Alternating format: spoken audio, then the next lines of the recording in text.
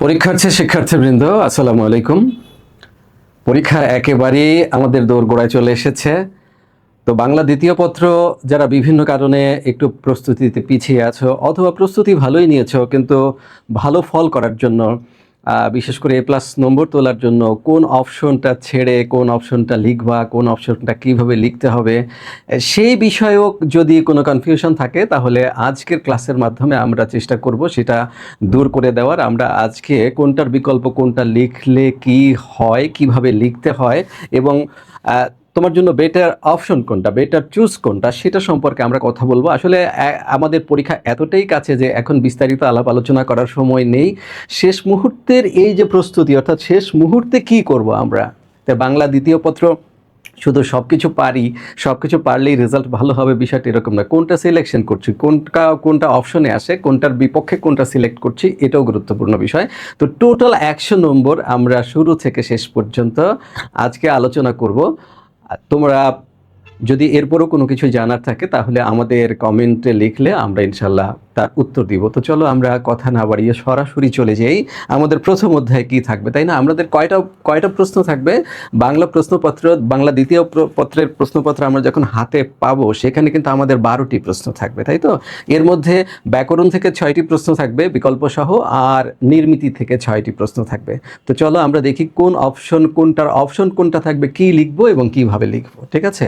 আর শোনো, শিক্ষার আসলে কোনো শর্টকাট পদ্ধতি নেই। এই যে এক ক্লাসে MCQ নিশ্চিত 30-এ 30, তো তোমরা তো পরীক্ষা দিয়েছ, কখনো কি যাচাই করে দেখেছো এগুলো আসলে কেমন কমন আসে? এগুলো জাস্ট কথাবার্তা, এগুলো কখনো কমন আসে না। তুমি সারা বছর বই পুস্তকের সাথে যুক্ত থাকবা, সারা বছর মানুষ লাইন বাই লাইন পড়ে পারছে না, আর তুমি একটা ক্লাস করে তুমি সব 30-এ 30 কমন ফেলবা। এটা কি আসলে বাস্তবসম্মত? এগুলো যারা আসলে বলে এবং যারা এগুলো দেখে এরা বোকার স্বর্গে বসবাস করে। আমরা এই ক্লাস আজকে কাদের জন্য সাজিয়েছি, এইটা করলে তুমি সব হাফেজ হয়ে যাবে বিষয়টা এমন না। আমি ধরে নিচ্ছি তুমি সকল প্রস্তুতি সম্পন্ন করেছো, শেষ মুহূর্তে কি করবা, অর্থাৎ এই লাস্টে এসে আমরা কি করব, আজকে কোনটা সিলেক্ট করলে আমাদের ভালো হবে, আমি ধরে নিয়েছি তোমরা সবই পারো। সুতরাং আমার দীর্ঘদিনের অভিজ্ঞতা থেকে আমি একটু জাস্ট তোমাদের সাথে শেয়ার করব যে কোনটার অপশনে কোনটার বিকল্প কোনটা লিখবো, আমরা কিভাবে লিখবো, কিভাবে লিখলে ভালো নম্বর পাওয়া যায়। আমি জানি তোমরা লিখতে জানো, তো কিভাবে লিখবো জাস্ট এই বিষয়ে কথাবার্তা। প্রথম যেটা থাকবে এটা হচ্ছে বাংলা বোর্ড পরীক্ষার প্রশ্ন। এটা 1 নম্বরে আসবে। এটা হলো 1 প্রশ্ন, অর্থাৎ প্রশ্নপত্র হাতে পাওয়ার পরেই আমরা পাবো কি, উচ্চারণ পাবো। উচ্চারণের ক্ষেত্রে প্রশ্ন কিভাবে আসে? উচ্চারণের ক্ষেত্রে প্রশ্ন আসে উচ্চারণে উচ্চারণের নিয়ম জানতে চায় 5টা, আর অপোজিটে কি জানতে চায়? অপোজিটে উচ্চারণ নির্দেশ করো, এটা জানতে চাই। কিভাবে উচ্চারণ নির্দেশ করব? আমার 8টি শব্দ দেওয়া থাকবে। এখানে যে প্রশ্ন দেওয়া আছে দেখো, প্রথম হচ্ছে 1 নম্বর প্রশ্ন, উদাহরণ সহ উচ্চারণের 5টি নিয়ম লেখো। খুবই ইম্পর্টেন্ট প্রশ্ন, খুবই ইম্পর্টেন্ট। তুমি ধরে নিতে পারো এই অধ্যায়ের মধ্যে সবচেয়ে গুরুত্বপূর্ণ প্রশ্ন, এবং কখনো কখনো আমি বলি কোনো বোর্ডে 2-3 বার এই একই প্রশ্ন রিপিট হয়েছে, ঠিক আছে? তো এইসব উচ্চারণের ক্ষেত্রে উচ্চারণের 5টি নিয়ম লেখো। তোমরা যদি মনে করো অপোজিট লিখতে পারবা, অর্থাৎ 5টি শব্দের উচ্চারণ লিখতে যে সময় লাগে, উচ্চারণের নিয়ম লিখতে তার চেয়ে বেশি সময় লাগে। আর উচ্চারণের নিয়ম লিখলে তো হবে না, প্রত্যেকটা নিয়ম প্রতিষ্ঠা করার জন্য তোমার মিনিমাম 2টো করে এক্সাম্পল দিতে হবে। তাহলে তুমি ওই যে 10টা এক্সাম্পল দিলা 5টা নিয়মের ক্ষেত্রে, এগুলো আবার কি করতে হবে, তোমাকে এক্সপ্লেইন করতে হবে, অর্থাৎ এগুলোর উচ্চারণ দেখাতে হবে। তো এই প্রশ্ন করতে গিয়ে তুমি উচ্চারণ দেখালা কয়টা? 10টা, অথচ 5টি উচ্চারণ লিখলে কিন্তু তুমি 5 নম্বর পেয়ে যেতে পারো, ঠিক আছে? তাহলে বেটার অপশন হচ্ছে এর বিকল্প যেটা আসবে, অর্থাৎ এটার বিকল্প কোনটা আসবে? 8টি শব্দ দেওয়া থাকবে, ওই 8টি শব্দের উচ্চারণ নির্দেশ করতে হবে, ঠিক আছে? ওটাও আমি একটু দেখাচ্ছি। তাহলে প্রথম গুরুত্বপূর্ণ প্রশ্ন কোনটা? স্বরধ্বনি থেকে উদাহরণ সহ উচ্চারণের 5টি নিয়ম লেখো। এই লিখে আমাদের কি করতে হবে? 2টো করে দিতে হবে, 2টো করে উদাহরণ দিতে হবে। এরপর ধ্বনির উচ্চারণের 5টি নিয়ম। এখানে সংবৃত এবং বিবৃত উভয় আছে, ঠিক আছে? সংবৃত এবং বিবৃত উভয় আছে। আমরা সংবৃতটা দিয়েছি, তুমি এইখানেও সংবৃত 5টা পড়ে যাবা। সাধারণ আসলেও সংবৃত 5টা লিখবা, আর সংবৃত আসলেও সংবৃত 5টা লিখবা। এখানেও তুমি সংবৃতটা পড়ে যাবা। যদি কোনো সংবৃত বিবৃত লেখা না থাকে তাহলেও তুমি সংবৃত 5টা লিখবা, আর যদি সংবৃত লেখা থাকে তাহলেও সংবৃত 5টা লিখবে। এটার সুবিধা হচ্ছে তুমি যে কোনো একটা সাইড যদি কমপ্লিট করে যাও তাহলে বাকিটা লিখতে পারবা। এরপর ব্যঞ্জন থেকে 3টা, বফলা উচ্চারণের 5টি নিয়ম, মফলা উচ্চারণের 5টি নিয়ম, আর হলো জফলা উচ্চারণের 5টি নিয়ম। বিগত বছরের প্রশ্নগুলো, সকল গুরুত্বপূর্ণ পরীক্ষার প্রশ্নগুলো এই 5টা প্রশ্নের মধ্যে এসেছে। কারণ হচ্ছে অন্যান্য বর্ণগুলোর যে নিয়ম আছে সেই নিয়মগুলো 5টা, একটা বর্ণের 5টা নিয়ম আসলে খুঁজে পাওয়া যায় না এই 5টার বাইরে। এছাড়া আর একটা টাইপ হতে পারে, ধরো এই 5টা প্রশ্নের বাদে 5টা বর্ণ দিয়ে আমি 5টা নিয়ম লিখতে বলতে পারি তোমাকে। আমি বললাম যে তাহলে প্রশ্নটা কেমন হবে, যে নিম্নোক্ত নিম্নোক্ত 5টি নিম্নোক্ত 5টি বর্ণের উচ্চারণ লেখো। ধরো এইভাবে আমি দিলাম নিম্নোক্ত 5টি বর্ণের, তাহলে এখানে কি আসতে পারে, সংযুক্ত বর্ণ আসতে পারে। ধরো আমি বললাম ক্ষিয়, এটার উচ্চারণ কি হবে? আমি বললাম জয়ের সঙ্গে ইয়, এটার উচ্চারণ কি হবে? আমি বললাম যে মূর্ধন্য ষয়ের সাথে মূর্ধন্য ন, এটার উচ্চারণ কি হবে? এরপরে আমি দিয়ে দিলাম এ, এরপরে আমি দিয়ে দিলাম ধরো মূর্ধন্য ন। আমি বললাম নিম্নোক্ত 5টি বর্ণের উচ্চারণ লেখো, তাহলে এইটার উচ্চারণ লিখবে একটা, এইটার উচ্চারণ একটা, এইটার উচ্চারণ একটা, এইটার উচ্চারণ একটা, এইটার উচ্চারণ একটা। এইভাবে 5টি বর্ণ দিয়েও 5টি উচ্চারণ আসতে পারে। আর যদি একটি বর্ণের 5টি উচ্চারণ আসে তাহলে তুমি ধরে রাখো ইনশাল্লাহ এই 5টির মধ্যেই প্রশ্ন কমন আসবে। আর এর অপোজিট প্রশ্নটা কিভাবে আসবে? এর অপোজিট প্রশ্নটা আসবে, ধরো আমরা বলবো যে নিম্নোক্ত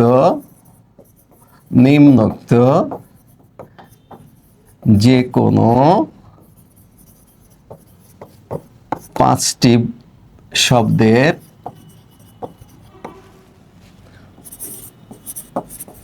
উচ্চারণ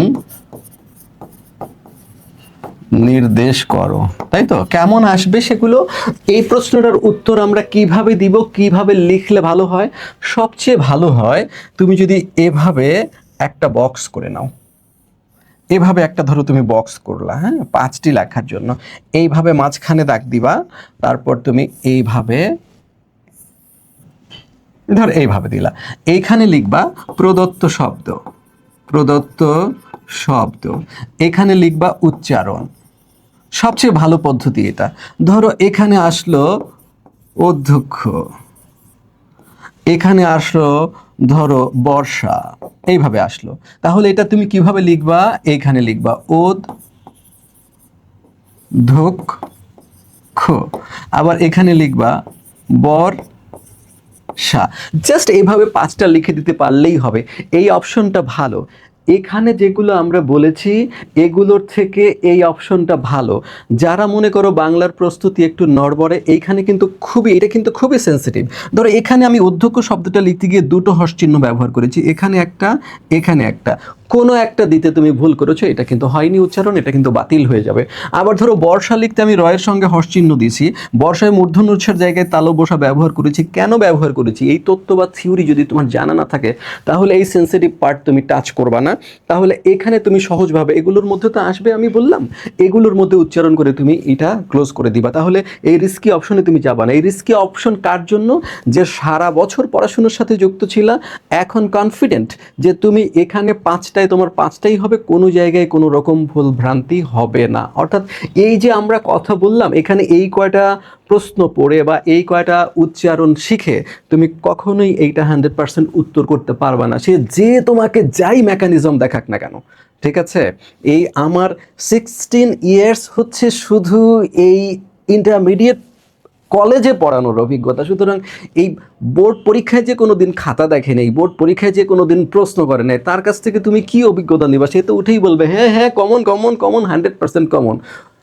এই সমস্ত কথা কখনোই শুনবা না, এগুলো কথা বিশ্বাসই করবা না। অথচ সবচেয়ে সমস্যা হচ্ছে এগুলো তোমরা মিলিয়ে দেখো না যে ওনার ওইগুলো কমন পড়েছে কিনা। যার বোর্ড প্রশ্ন সম্পর্কে, খাতা দেখার স্টাইল সম্পর্কে কোনো ধারণা নাই, সে তোমাকে আন্দাজে একটা স্টাইলে বোর্ডের মধ্যে দেখায় যাবে, হ্যাঁ ভাইয়ারা তোমরা এভাবে লেখো, তোমরা মনে করো হ্যাঁ হ্যাঁ কাজ তো হয়ে গেছে, আপনি আপনার বক্তব্য আপনার ক্লাসের অপেক্ষাই তো করছিলাম। ওর সাথে বাস্তবতার কোনো মিল নেই, কোনো সংস্রব থাকে না।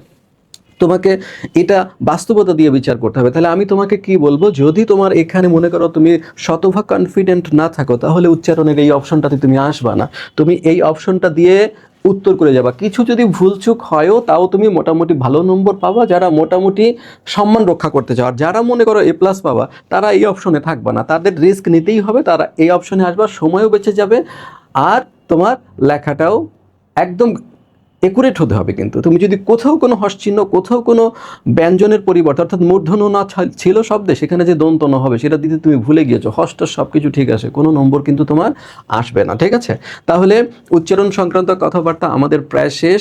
এখন কোনগুলো ইম্পর্টেন্ট উচ্চারণ তুমি যদি বলো, তাহলে আমি বলবো এইটা বলা আসলে খুবই মুশকিল, এক এক বছর এক এক প্রবণতা দেখা যায়, তবে বিগত বছরের প্রশ্ন থেকে প্রশ্ন আসার সম্ভাবনা থাকে। বাংলা ফার্স্ট পার্টের ক্ষেত্রে যে গুরুত্বপূর্ণ শব্দগুলো আছে সেই শব্দগুলোর উচ্চারণও থাকে। এখন এই একদিন, 2 দিন, 3 দিন সময় যদি তোমার হাতে থাকে, তাহলে তুমি কত কিছু দেখতে পারবা, কত কি দেখতে পারবা, মোটেই তেমন কিছু দেখতে পারবা না। সুতরাং নতুন করে নলেজ গ্যাদার করার কিছু নেই, তুমি যা শিখেছো ওটার উপরে শেষ মুহূর্তে রিহার্সাল করে যেতে হবে। বাংলা বানানের ক্ষেত্রে যদি ধরো, বাংলা বানানের ক্ষেত্রে আমরা দেখেছি সচরাচর যে প্রশ্নগুলো আসে, এবার কিন্তু ফুল সিলেবাস, এতদিন শর্ট সিলেবাস দিয়ে যদি তুমি ফুল সিলেবাস বিচার করো যে এটা এসেছিল, এটার মধ্যেই প্রশ্ন আসবে, আসতে পারে, আমি বলছি আসতে পারে, তাদের কথাও হতে পারে, কিন্তু না হওয়ার সম্ভাবনাও রয়েছে। সেই ক্ষেত্রে কতটুকু হলে আমি নিশ্চিত থাকতে পারবো? প্রথম যে প্রশ্নটা সবচেয়ে বেশি আসে সেটা হচ্ছে বাংলা একাডেমি প্রমিত বাংলা বানানের নিয়ম। ঠিক আছে, এই প্রশ্নটা সবচেয়ে, সকল বোর্ড মিলে সবচেয়ে বেশি আসছে। এবার তো ধরো তোমার কম্বাইন্ড পরীক্ষা, এই প্রশ্নটা খুবই ভালো প্রশ্ন।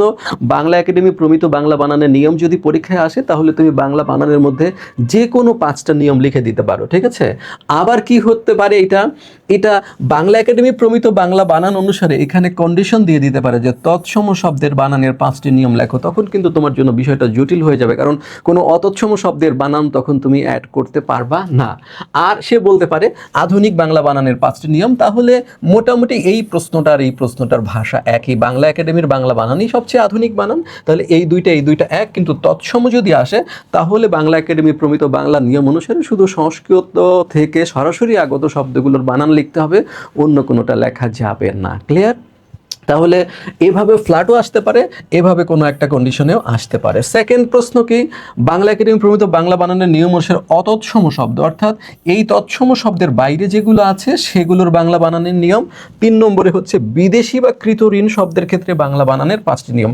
এখন এই 3টে প্রশ্নের মধ্যে সবচেয়ে বেশি এসেছে এইটা পরীক্ষায়, সবচেয়ে বেশি বার পরীক্ষায় এসেছে এই প্রশ্নটা। ঠিক আছে, এগুলোও এসেছে, অতৎসম শব্দের বানানো এসেছে, কিন্তু এইটার মতো এত না। তুমি এইটা পড়বা এমনভাবে যে তৎসম শব্দটাকে একসাথে এইটার মধ্যে নিয়ে নিবা। যদি তোমার এইটা কেমনে নিবা, এটা যদি তোমার বুঝতে অসুবিধা হয়, তাহলে স্কুল অফ এক্সেলেন্সে তুমি বাংলা উচ্চারণের নিয়ম এটা লিখে সার্চ দিলে আমার একটা ক্লাস পাবা, সেইখানে তুমি দেখবা এটা আমি একটু বুঝিয়ে দিয়েছি। আর এইটা অতৎসম শব্দটা কি, যেগুলো তৎসম নয় সেগুলো। এই প্রশ্নটা আসলে একই, এই যে বিদেশি বা কৃতঋণ, কিন্তু এই অতৎসম শব্দের মধ্যে কিন্তু দেশি শব্দও রয়েছে, দেশি শব্দ কিন্তু কৃতঋণ শব্দ নয়। বুঝতে পেরেছো? তো সেই সব ক্ষেত্রে এই দুটোকেই তুমি পড়তে পারো, বা দুটোকে সমন্বয় করেও পড়তে পারো। অর্থাৎ অতৎসম শব্দ তুমি যদি শুধু বিদেশিটা পড়ো, তাহলে এই অতৎসমটা তোমার হয়ে যাবে। তাহলে অতৎসম আসলেও বিদেশি লিখবা, আর বিদেশি আসলেও বিদেশি লিখবা, কারণ বিদেশি শব্দ সকল অতৎসম শব্দ। সুতরাং তুমি যদি এই কৃতঋণটা পড়ো, এই 3 নম্বর প্রশ্নটা যদি পড়ো, তাহলে 2 নম্বর প্রশ্নটা তোমার অটোমেটিক হয়ে যাবে, আলাদা করে পড়ার দরকার নেই। আর নত্যবিধান সত্যবিধান এই শর্ট সিলেবাসের অবস্থায় খুব কম এসেছে, তবে এই বছরের জন্য এই নত্যবিধান সত্যবিধান প্রশ্ন গুরুত্বপূর্ণ। তোমরা একবার দুবার হলো দেখে যাও, কারো বিশেষ কথা যে কমন আসবেই, নিশ্চিত আসবেই, এই প্রশ্ন ছেড়ে যেও না, একবার হলেও দেখে যাও, যাতে বিপদের সময় কিছুটা লিখে আসতে পারো। তাহলে আমাদের টোটাল প্রশ্ন দাঁড়াচ্ছে 5টা। একটা হচ্ছে বাংলা একাডেমি প্রমিত বাংলা বানান নিয়ম, এটার সাথেই আমরা তৎসম অ্যাড করে পড়ে ফেলবো, একসাথে অতৎসম, কৃতঋণ শব্দ, নত্যবিধান, সত্যবিধান। ইনশাল্লাহ আমরা আশা করি এর মধ্যেই প্রশ্ন কমন আসবে। আর এইটার অপোজিট কি আসবে, এটার বিকল্প হিসেবে আসবে, এইটা আসবে 2-এর, কালিটা চেঞ্জ করে নি, হ্যাঁ, এইটা আসবে 2-এর খ হিসেবে। কি আসবে, নিচের যে কোনো 5টি শব্দের বানান শুদ্ধ করো, এই হিসেবে আসবে। ঠিক আছে, তো তখন ওরকম আমরা শুদ্ধ করব কিভাবে, ভুলটা তুলবো, ভুলটা তুলে সামনে শুদ্ধ করব। অনেক সময় দেখা যায় যে সময়ের অভাবে তোমরা ওই ভুলটা আর তুলো না, শুধু শুদ্ধটা লিখে চলে যাও। এটা করবা না, সবসময় কি করবা, তুলে নিবা, তুলে কোনটা শুদ্ধ করেছো সেটা দেখাবা। তাহলে ওই রকমই তুমি এরকম একটা ছক তৈরি করবা, ছক তৈরি করে এইভাবে, হ্যাঁ, এইভাবে 5টার জন্য তৈরি করবা। এখানে তুমি লিখবা যে ভুল বানান, এইভাবে লিখবা। এখানে লিখবা শুদ্ধ বানান, শুদ্ধ বানান। তো এখানে ভুলটা তুলবা। ধরো আমি বললাম বুদ্ধিজীবী, বুদ্ধিজীবী, তুমি জানো জীবীযুক্ত বানানের শেষে 2টা দীর্ঘইকার থাকে, তাহলে তুমি এইটা এখানে শুদ্ধ করে লিখবা বুদ্ধিজীবী। এইভাবে তুমি 5টা তুলে দিবা, বাস তোমার কাজ হয়ে যাবে। যারা A+ পেতে চাও তাদের উচিত নয় এই পার্ট লেখা, উচিত নয়, তাদের উচিত হচ্ছে এই পার্ট লেখা। আর এই পার্টের ক্ষেত্রে বানান 5টা করতে তোমার 2 মিনিট সময় লাগবে, সর্বোচ্চ ছক সহ 2 মিনিট সময় লাগবে। তো সময় যদি তুমি ওয়েবসাইটে বাঁচাতে পারো তাহলে তোমার নির্মিতি সুন্দর হবে। আর একটা তোমাকে রেজাল্ট ভালো করার আর একটা মূল মন্ত্র বলে দিই, সেটা হচ্ছে ধরো তুমি এবং তোমার পাশের একজন একই বই থেকে একইভাবে মুখস্থ করে একইভাবে বাংলা নির্মিতি লিখেছ, তারপরও দুজন একই নম্বর পাবা না। কেন পাবা না? দেখা যাবে কে কম নম্বর পাবে, যার ব্যাকরণ অংশ খারাপ হয়েছে। আমি ব্যাকরণ অংশ লাইন বাই লাইন পড়ে যদি দেখি যে একটা স্টুডেন্ট সে 30-এ 30 নম্বর পেয়েছে, কোথাও কোনো কাটা যায় না, তাহলে আমার মনের মধ্যে কেমন ধারণা তৈরি হবে যে স্টুডেন্ট হিসেবে ভালো। তাহলেই দেখবা একই রকম নির্মিতি লেখাতে যে ব্যাকরণ ভালো করেছে তার নির্মিতি কিন্তু একটু শ্রদ্ধার সাথে মূল্যায়িত হচ্ছে। অর্থাৎ আমরা ধরে নিই সে স্টুডেন্ট হিসেবে ভালো, আর সে যা লিখেছে তার মধ্যে ভুল থাকার সম্ভাবনা কম। সুতরাং তুমি একই বই পড়ে একই লেখা লিখে তোমার ব্যাকরণ অংশ যদি কাটা যায়, তাহলে অনেক বেশি পরিমাণে যদি ভুল হয়, তাহলে সেটা দ্বারা কিন্তু তোমার নির্মিতি অংশ প্রভাবিত হতে পারে, ব্যাপকভাবেও প্রভাবিত হতে পারে। Be careful. তাহলে এইটা নিয়ে আমরা আর কথা বলবো না, আমরা তাহলে কি করব, এইগুলোই পড়বো একবার হলেও দেখবো। যে একেবারে দেখি নাই সে দেখবো, না দেখে হলে যায় না। আর যে ভালো করে জানো এগুলো, আমি তাকে পরামর্শ দিব যে এই তুমি 2-এর ক্ষেত্রে অপোজিট সিলেক্ট করো। অপোজিট সিলেক্ট করলে কি হবে, তোমার এখানে যেহেতু 8টা থাকবে, এখানে কিন্তু 5টা থাকবে না, এখানে তুমি 8টা থেকে 5টা লিখবা। তো এর মধ্যে 5টা তুমি যদি একটু ভালো পড়াশোনার সাথে যুক্ত থাকো, 5টা তোমার গ্রিপের মধ্যেই থাকবে। তাহলে এখানে আমি 5টা নিয়ম লিখবো, আবার প্রত্যেকটার জন্য 2টো করে একটা করে এক্সাম্পল দিব। তার থেকে আমার ভালো কি, আমার ভালো এখানে 5টা শব্দ আমি শুধু এখানে তুলবো আর এখানে লিখে ফেলবো, আমার 2 মিনিটের মধ্যে কাজ শেষ হয়ে যাবে। রাইট? তাহলে পরামর্শ কি দিলাম, প্রথমটায় পরামর্শ দিলাম যদি তুমি ভালো করে সারা বছর পড়াশোনা করে থাকো, তুমি যদি কনফিডেন্ট হও যে উচ্চারণ আমার ভুল যাবে না, হর্ষ চিহ্ন সহ কোথাও কোনো কিছু ভুল যাবে না, তাহলে তুমি 1-এর খ লিখবা। আর 2-এর ক্ষেত্রে অবশ্যই খ লিখবা, তোমার এটা যদি তোমার নিজের নিয়ন্ত্রণের মধ্যে থাকে। এবং এটা তো কঠিন কিছু না। এখানে তুমি দেখো বিগত বছরের প্রশ্ন মোটামুটি শখানেক বানান শিখলে বাংলা ভাষার জটিল বানানের সংখ্যা মোটামুটি শেষ। এবার আসো ব্যাকরণিক শব্দশ্রেণী। ব্যাকরণিক শব্দশ্রেণী আসলে বিশাল একটা অধ্যায়, তাই না? আমরা 9-10-এ যখন বই পড়েছি, এটা দিয়েই ছিল 8টা অধ্যায়, এটা দিয়েই ছিল 8টা অধ্যায়। তো প্রশ্নটা কেমন আসে, এই 8টা অধ্যায় আমরা এখানে 8টা প্রশ্ন হিসেবে দেখি যে প্রত্যেকটা সংজ্ঞা এবং প্রকার আসবে। বিশেষ্য ও তার প্রকারভেদ, সর্বনাম তার প্রকারভেদ, বিশেষণ তার প্রকারভেদ, ক্রিয়া তার প্রকারভেদ, ক্রিয়া বিশেষণ এবং তার প্রকার, আবেগ শব্দ ও তার প্রকার, যোজক ও তার প্রকার, অনুসর্গ ও তার প্রকার। হুবহু এই 8টার বাইরে তো নাই, সুতরাং এখান থেকে তো প্রশ্ন আসতে বাধ্য। এর মধ্যে কি হবে, 3-এর ক হিসেবে এই 8টার যে কোনো একটা প্রশ্ন হুবহু এই ভাষায় দিয়ে দেওয়া হবে। তারপরও আমি তোমাকে পরামর্শ দিব, এই প্রশ্ন কিন্তু তোমার জন্য অপেক্ষাকৃত সোজা, কিন্তু এইটা লিখতে গেলে যেটাই লেখো 2-3 পেজের কম হবে না, নম্বর কিন্তু 5। অতএব তোমাকে চিন্তা করতে হবে যে তুমি পারলেই এই বিষয়টা আসলে পরীক্ষায় উত্তর করবা কি করবা না। এই 8টার মধ্যেই তো আসবে, 8টার বাইরে কি তুমি কোথাও কোনো পরীক্ষায় কোনোদিন আসতে দেখছো? আর পসিবলও না, এই 8টার বাইরে সিলেবাস নাই। টোটাল 8টাই আমি এখানে তুলে দিয়েছি। কি বলেছি, এর মধ্যে যে কোনো একটা আসবে 3-এর ক হিসেবে। আসলেই আমরা এটা উত্তর করা মানে, কিন্তু এটা যদি তুমি উত্তর করো তাহলে আমি ধরে নিব যে তুমি A+ পেতে চাও না, মোটামুটি পার হয়ে চলে যেতে চাও। ঠিক আছে? যারা A+ পেতে চায় তারা কি করবে, এখানে 3-এর খ উত্তর লিখবে। কি লিখবে? 3-এর খ উত্তর লিখবে। 3-এর খ কেমন করে আসে পরীক্ষায়, 3-এর খ এখানে লেখা থাকবে। ধরো এই প্রশ্নটা 3-4টা স্টাইলে আসতে পারে। কেমন আসতে পারে ধরো আমি দিলাম তোমাকে 5টা সেন্টেন্স তুলে দিলাম, 5টা সেন্টেন্স দিয়ে 5টা বাক্য দিয়ে 5টা শব্দের নিচে দাগ দিয়ে দিলাম। যদি আমি এইটা দেই তোমাকে প্রশ্নে, তাহলে আমার নির্দেশনাটা এরকম থাকবে, নিম্ন রেখো শব্দগুলোর ব্যাকরণিক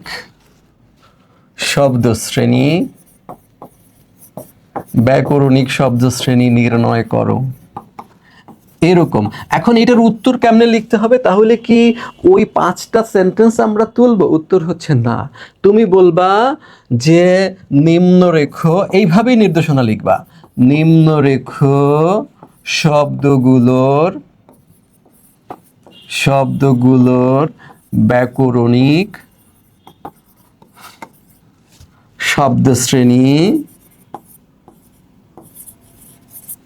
শব্দশ্রেণী নিম্নরূপ। ঠিক আছে? এইভাবে দিলা, এখানে ক্লোন দিবা, ক্লোন দিয়ে তুমি কি করবা? ক্লোন দিয়া ওই রকম একটা ছক নিবা, তাড়াতাড়ি করে ফেলবা, ছোট্ট স্কেল নিয়ে যাবা, এইভাবে করে ফেলবা। ধরো এইভাবে করে ফেললা। এইখানে কি করবা তুমি? এইখানে তুমি শব্দ তুলবা, আর তোলাও লাগবে না। তুমি এইখানে ধরো দাগ দেওয়া আছে কিসের উপরে? দাগ দেওয়া আছে শব্দশ্রেণী। তাহলে এখানে তুমি তুলে ফেলবা। এটা ধরো দাগ দেওয়া আছে বিশাল, এই ধরো একটা শব্দ আছে বিশাল, তাহলে বিশালটা কি আছে? ধরো এই বিশাল কার আগে আছে? ধরো বিশাল আকাশ, বিশাল সমুদ্র, তাহলে এইটা কেমন? এটা হচ্ছে বিশেষণ। ব্যাস হয়ে গেল। তাহলে একটা তুমি পেরে গেলা যে ওইখানে দাগ দেওয়া ছিল বিশালের উপরে, বিশাল তুমি তুলে নিয়েছো, এখানে বিশেষণ দিবা, এইখানে এবার 5টা তুলবা, এইখানে শব্দশ্রেণী 5টা না। খুবই সহজ ব্যাপার এটা। শুধু 5টা বাক্য পড়বা, 5টা শব্দ ওই বাক্য অনুযায়ী যাচাই করবা কোন শ্রেণীর ব্যাকরণিক শব্দ, জাস্ট এই শ্রেণীর ব্যাকরণিক শব্দ এখানে লিখে দিবা। এইটা তোমার জন্য খুবই ভালো এবং খুবই সহজ। যারা ভালো নম্বর পেতে চাও তারা 3-এর ক আনসার না করে অবশ্যই 3-এর খ আনসার করবা। এইটা হলো একটা ধরনের প্রশ্ন। ঠিক আছে? এখন এই ধরনের প্রশ্ন যদি না আসে, তাহলে কেমন ধরনের আসতে পারে? এটা তো আমরা বললাম যে দাগ দিয়ে আসবে। ঠিক আছে? 5টা সেন্টেন্স থাকবে, 5টা সেন্টেন্সের নিচে 5টা সেন্টেন্সে 5টা শব্দের নিচে দাগ দেওয়া থাকবে। এরকম নাও থাকতে পারে। কেমন থাকতে পারে? ধরো 3-এর খ এইভাবে থাকতে পারে, একটা অনুচ্ছেদ দেওয়া থাকতে পারে। আমরা বলতে পারি যে প্রদত্ত অনুচ্ছেদ থেকে 5টি ধরো ক্রিয়া বিশেষণ, 5টি ক্রিয়া বিশেষণ চিহ্নিত করো। এখন চিহ্নিত করো বলতে কি বোঝায়? অনেকে আবার আমরা ভুল করে মনে করি এবার অনুচ্ছেদটা টোটাল আমার তুলতে হবে, তারপর ওইখানে 5টা ক্রিয়া বিশেষণের নিচে দাগ দিয়ে দিতে হবে। কোনো দরকার নেই। তুমি কি করবা? তুমি এক্ষেত্রেও একটা ছকের মতো বানিয়ে ফেলবা। তখন তুমি বলবা 5টি ক্রিয়া বিশেষণ নিম্নরূপ। 1 নম্বরে লিখবা 1, 2, 3, 4, 5। তাহলে তুমি কি বলবা? 5টি ক্রিয়া বিশেষণ নিম্নরূপ, এই কথা লিখে এরকম 1, 2, 3, 4, 5 দিয়ে 5টা ক্রিয়া বিশেষণ লিখে দিলে তোমার এটা শনাক্তকরণ বা চিহ্নিতকরণ হয়ে যাবে। পুরো অনুচ্ছেদ তুলে এখানে আবার টোটাল ওইটা তুলে ওইটার নিচে দাগ দেওয়া কোনো প্রয়োজন নেই। তুমি শুধু এখানে 5টি ক্রিয়া বিশেষণ লিখতে পারলেই তোমার কাজ হয়ে যাবে। তাহলে এটা একটা প্যাটার্ন হতে পারে। দাগ দেওয়া থাকলে কি করতে হবে? 5টা তোমাকে ওই দাগ দেওয়া শব্দগুলো কোন ধরনের ব্যাকরণিক শব্দ সেটা নির্ণয় করতে হবে। আর দাগ দেওয়া না থাকলে তোমাকে এরকম একই টাইপের 5টা নির্ণয় করতে বলবে। এই 2 প্যাটার্নের প্রশ্নই পরীক্ষায় আসতে দেখা যায়। যে প্যাটার্নই আসুক না কেন, আমি তোমাদের পরামর্শ দিব যে তোমরা অবশ্যই কি করবা? খ নম্বর অ্যান্সার করবা। ক নম্বর এত বড় যে লিখে তুমি দেখা যাবে এটা লেখার সময় তুমি নির্বিতি 10 মার্ক লিখে ফেলতে পারবা। এমনি আমাদের হাতের লেখার যে অবস্থা আমরা করে ফেলেছি, মোবাইলে স্ক্রল করতে করতে না লিখতে তারপর যদি এখানে এতটা বিবৃতিমূলক লিখতে যাই, তাহলে কি হবে? উত্তর সঠিক হলেও সময়ের অভাবে আমরা সকল প্রশ্নের আনসার যদি করতে না পারি, তাহলে আমাদের স্বপ্নের যে প্লাস প্রাপ্তি সেটা কিন্তু মিস হয়ে যেতে পারে। সুতরাং এই ক্ষেত্রেও সাবধান থাকতে হবে। 4র্থ অধ্যায়ে আছে বাংলা শব্দ গঠন। হ্যাঁ, বাংলা শব্দ গঠনের ক্ষেত্রে 3টা অধ্যায় এখানে থাকে আমাদের। তোমরা জানো সিলেবাস, উপসর্গ, সমাস এবং প্রকৃতি প্রত্যয়। এক্ষেত্রে দেখা যায় উপসর্গের দিয়ে অধিকাংশ সময় বিবৃতিমূলক প্রশ্ন আসে। তো বিবৃতিমূলক প্রশ্নের ক্ষেত্রে দুইটা প্রশ্ন বেশি আসতে দেখা যায়। প্রথম এই প্রশ্নটা, সেটা হচ্ছে উপসর্গ বলতে কি বোঝো, উপসর্গের প্রকারভেদ উদাহরণ সহ আলোচনা করো। তাহলে উপসর্গের তুমি সংজ্ঞা দিবা, সংজ্ঞা দিয়ে 3 ধরনের যে উপসর্গ রয়েছে তৎসম সব উপসর্গ, খাঁটি বাংলা উপসর্গ এবং বিদেশাগত উপসর্গ, সেগুলোর সংজ্ঞা দিয়ে 3টা 4টা করে এক্সাম্পল দিবা। এটা 1 পেজের মধ্যে উত্তর দেওয়া সম্ভব। যেটা এই প্রশ্নটার থেকেও যে প্রশ্নটা গুরুত্বপূর্ণ, খুব পরীক্ষায় আসে, সেটা হলো এই 2 নম্বর প্রশ্ন, উপসর্গ কি? উপসর্গের অর্থবাচকতা নেই কিন্তু অর্থদ্যোতকতা আছে। অর্থাৎ উপসর্গের অর্থবাচকতা নেই মানে কি, নিজের কোনো অর্থ নেই। আর অর্থদ্যোতকতা মানে কি, তার অর্থ সৃজন ক্ষমতা বা অর্থ পরিবর্তনের ক্ষমতা, নতুন অর্থ সৃষ্টির ক্ষমতা আছে। ক্লিয়ার? এই বিষয়টা তুমি এক্সাম্পল দিয়ে 4টা 5টা এক্সাম্পল দিয়ে বিবৃতির সাথে দিতে পারলেই হয়ে যাবে। এটাও 1 পেজের মধ্যে লেখা সম্ভব। এরপর আরেকটা দেখা গেছে উপসর্গের গুরুত্ব ও প্রয়োজনীয়তা, অর্থাৎ নতুন শব্দ গঠন, উপসর্গের মাধ্যমে যে নতুন শব্দ গঠিত হয়, সুতরাং উপসর্গের এইটার গুরুত্ব বা প্রয়োজনীয়তা কি, এটাও দেখা গিয়েছে যে মোটামুটি 2-1টা বোর্ডে এই প্রশ্ন এসেছে। আর কলেজের অভ্যন্তরীণ পরীক্ষাগুলোয় তো তোমরা মাঝে মাঝেই আসতে দেখেছো যে বাংলায় নতুন শব্দ গঠিত হয়, শব্দ ভাণ্ডার বৃদ্ধি পায়, তাই তো? শব্দের মাধুর্য রক্ষিত হয়, কারণ যেসব শব্দ শ্রুতিকটু শুনতে, সেগুলো শব্দ ভাষার সাধারণত সৃষ্টি করে না। তাতে কি হয়, নতুন যদি শ্রুতিমধুর শব্দ ভাষায় বেড়ে যায়, তাহলে ভাষায় শ্রুতি মাধুর্য বেড়ে যায়। এরকম বই থেকে দেখলে তোমরা 5টা 7টা কারণ আছে, 5টা কারণ উল্লেখ করে দিবা। এবার সমাস থেকে প্রশ্ন কেমন আসে? সমাস থেকে প্রশ্ন মূলত আসে সমাস নির্ণয়। সেই ক্ষেত্রে আমরা যাব, যখন শর্ট সিলেবাস ছিল তখন কিন্তু শর্ট সিলেবাসে বলা ছিল যে ব্যাসবাক্য সহ সমাস নির্ণয় করো, এটাই আসবে। সেই জন্য 2020-এর পর যে কয়বার পরীক্ষা হয়েছে, তোমরা সমাস থেকে একটা প্যাটার্নের প্রশ্ন দেখেছো, ব্যাসবাক্য সহ সমাস নির্ণয় করো। এবার কিন্তু সিলেবাসের ক্ষেত্রে ওই বাধ্যবাধকতা নেই। ফুল সিলেবাস মানে কি, সমাস থেকেও বিবৃতিমূলক প্রশ্ন আসতে পারে। সেই ক্ষেত্রে যখন এই 2020-এর আগে পরীক্ষা হয়েছে, তখন কিন্তু এই প্রশ্নটা আসতে দেখা গেছে, সমাস বলতে কি বোঝো, সমাসের প্রয়োজনীয়তা কি। অর্থাৎ এইটার মতোই এটারও একটা প্রয়োজনীয়তা রয়েছে। ঠিক আছে? যে অর্থাৎ এর মাধ্যমে শব্দ গঠিত হয়, ভাষার যে নতুন শব্দ তৈরি হয়, নতুন শব্দ তৈরি হলে কি হয়, ভাষার শব্দ সম্ভার বৃদ্ধি পায়, ভাষার কলেবর বৃদ্ধি পায়, শব্দ সম্ভার বৃদ্ধি পেলে ভাষার স্থায়িত্ব তার সাথে সম্পর্কিত। এইভাবে তোমরা 5টা কারণ বইতে রয়েছে। এই 5টা কারণ একটু দেখে যেও, যদি মুখস্থ নাও করো তবে দেখে যেও। সমাস থেকে যারা ম্যাক্সিমাম, এখন আমি এবছরও বিশ্বাস করি যে ব্যাসবাক্য সহ সমাসের নামই হয়তো আসবে, কিন্তু তাও আমার মনে হয় তোমরা রিস্ক নিও না, এই প্রশ্নটা একবার দেখে যেও। ঠিক আছে? আর শর্ট সিলেবাসের আগে একটা প্রশ্ন খুব আসতো, এই প্রশ্নটা শর্ট সিলেবাসে এই প্রশ্নটা আসতে দেখা যায় না, যেহেতু প্রকৃতি প্রত্যয় সিলেবাসে ছিল না। শব্দ গঠন বলতে কি বোঝো, বাংলা ভাষায় শব্দ গঠনের প্রধান উপায় লেখো। তা প্রধান উপায় এই 3টাই। কি কি? উপসর্গ আর কি, উপসর্গ আর হলো প্রত্যয় আর হলো সমাস। এই 3টাই তুমি ব্যাখ্যা করবা যে উপসর্গের মাধ্যমে কিভাবে শব্দ গঠিত হয়, অর্থাৎ এক্সাম্পল দিবা যে উপসর্গের মাধ্যমে কোন অর্থপূর্ণ শব্দের পূর্বে বসে নতুন শব্দ গঠিত হয়, প্রত্যয়ের মাধ্যমে ধাতু বা শব্দমূলের পরে প্রত্যয় যুক্ত হয়ে নতুন শব্দ গঠিত হয়, আর সমাসের ক্ষেত্রে কোনো পদ বিলুপ্ত হয়ে অবশিষ্ট অংশ পূর্বপদ এবং পরপদ একত্র হয়ে একটি নতুন শব্দ গঠিত হয়। ঠিক আছে? এগুলো বলবা এবং এক্সাম্পল দিয়ে বুঝিয়ে দিলে তোমার কাজ হয়ে যাবে। তুমি বলবা শব্দ গঠনের প্রধান উপায় 3টি, একটা উপসর্গ, একটা প্রত্যয়, আর একটা হচ্ছে সমাস। জাস্ট মোটামুটি 1 পেজের মতো লিখতে পারলে তুমি কিন্তু এখানে 5-এ 5 পেয়ে যাবে। তাহলে যেগুলো বিবৃতিমূলক প্রশ্ন আসা সম্ভব, আমরা শুধু সেগুলোই এখানে দিলাম। আবার এই 3টে থেকে কিন্তু নির্ণয়মূলক প্রশ্ন আসা সম্ভব। যদি এগুলো থেকে নির্ণয়মূলক প্রশ্ন আসে, যারা ভালো স্টুডেন্ট তারা ওটাকে লুফে নিবা, কারণ এগুলো লিখতে যে সময় লাগবে, অপোজিট লিখলে তার থেকে বেশি সময় লাগবে না। তাহলে চলো উপসর্গ থেকে নির্ণয়মূলক প্রশ্ন কেমন হয়, সমাস থেকে কেমন হয় আর কিভাবে লিখতে হয়, প্রত্যয় থেকে কিভাবে হয় আর কিভাবে লিখতে হয়, এক্ষেত্রে আদর্শ স্টাইল কোনটা আমরা একটু দেখে নিই। উপসর্গ থেকে কি হতে পারে, ধরো আমি তোমাকে কিছু উপসর্গ দিয়ে দিতে পারি, এই উপসর্গগুলো যোগে শব্দ গঠন করতে পারি। এই ক্ষেত্রে আমি বলবো যে প্রশ্ন এভাবে হবে, যদি উপসর্গ থেকে নির্ণয়মূলক প্রশ্ন হয়, যে নিচের উপসর্গ গুলোর সাহায্যে শব্দ গঠন করো, এইভাবে হতে পারে। কিছু উপসর্গ আমি দিয়ে দিলাম, ওই উপসর্গগুলোর সাহায্যে তুমি কি করবা, শব্দ গঠন করবা। এক্ষেত্রে সম্ভাবনা রয়েছে 5টি উপসর্গ দিয়ে দেওয়ার, এবং প্রত্যেকটি যোগে 2টি করে শব্দ গঠন করতে পারে। এখানে ব্র্যাকেটে বলে দিবে সে প্রত্যেকটির সাহায্যে 2টি করে। এইভাবে সে বলে দিতে পারে। প্রত্যেকটির সাহায্যে দুটি করে গঠন করবা। সমাসের ক্ষেত্রে কিভাবে হতে পারে প্রশ্নটা? সমাসের ক্ষেত্রে হতে পারে, ধরো 3-এর খ, 3 খ, এটা যদি সমাস দিয়ে আসে তাহলে কিভাবে আসবে? যেভাবে সচরাচর আসে, নিচের যে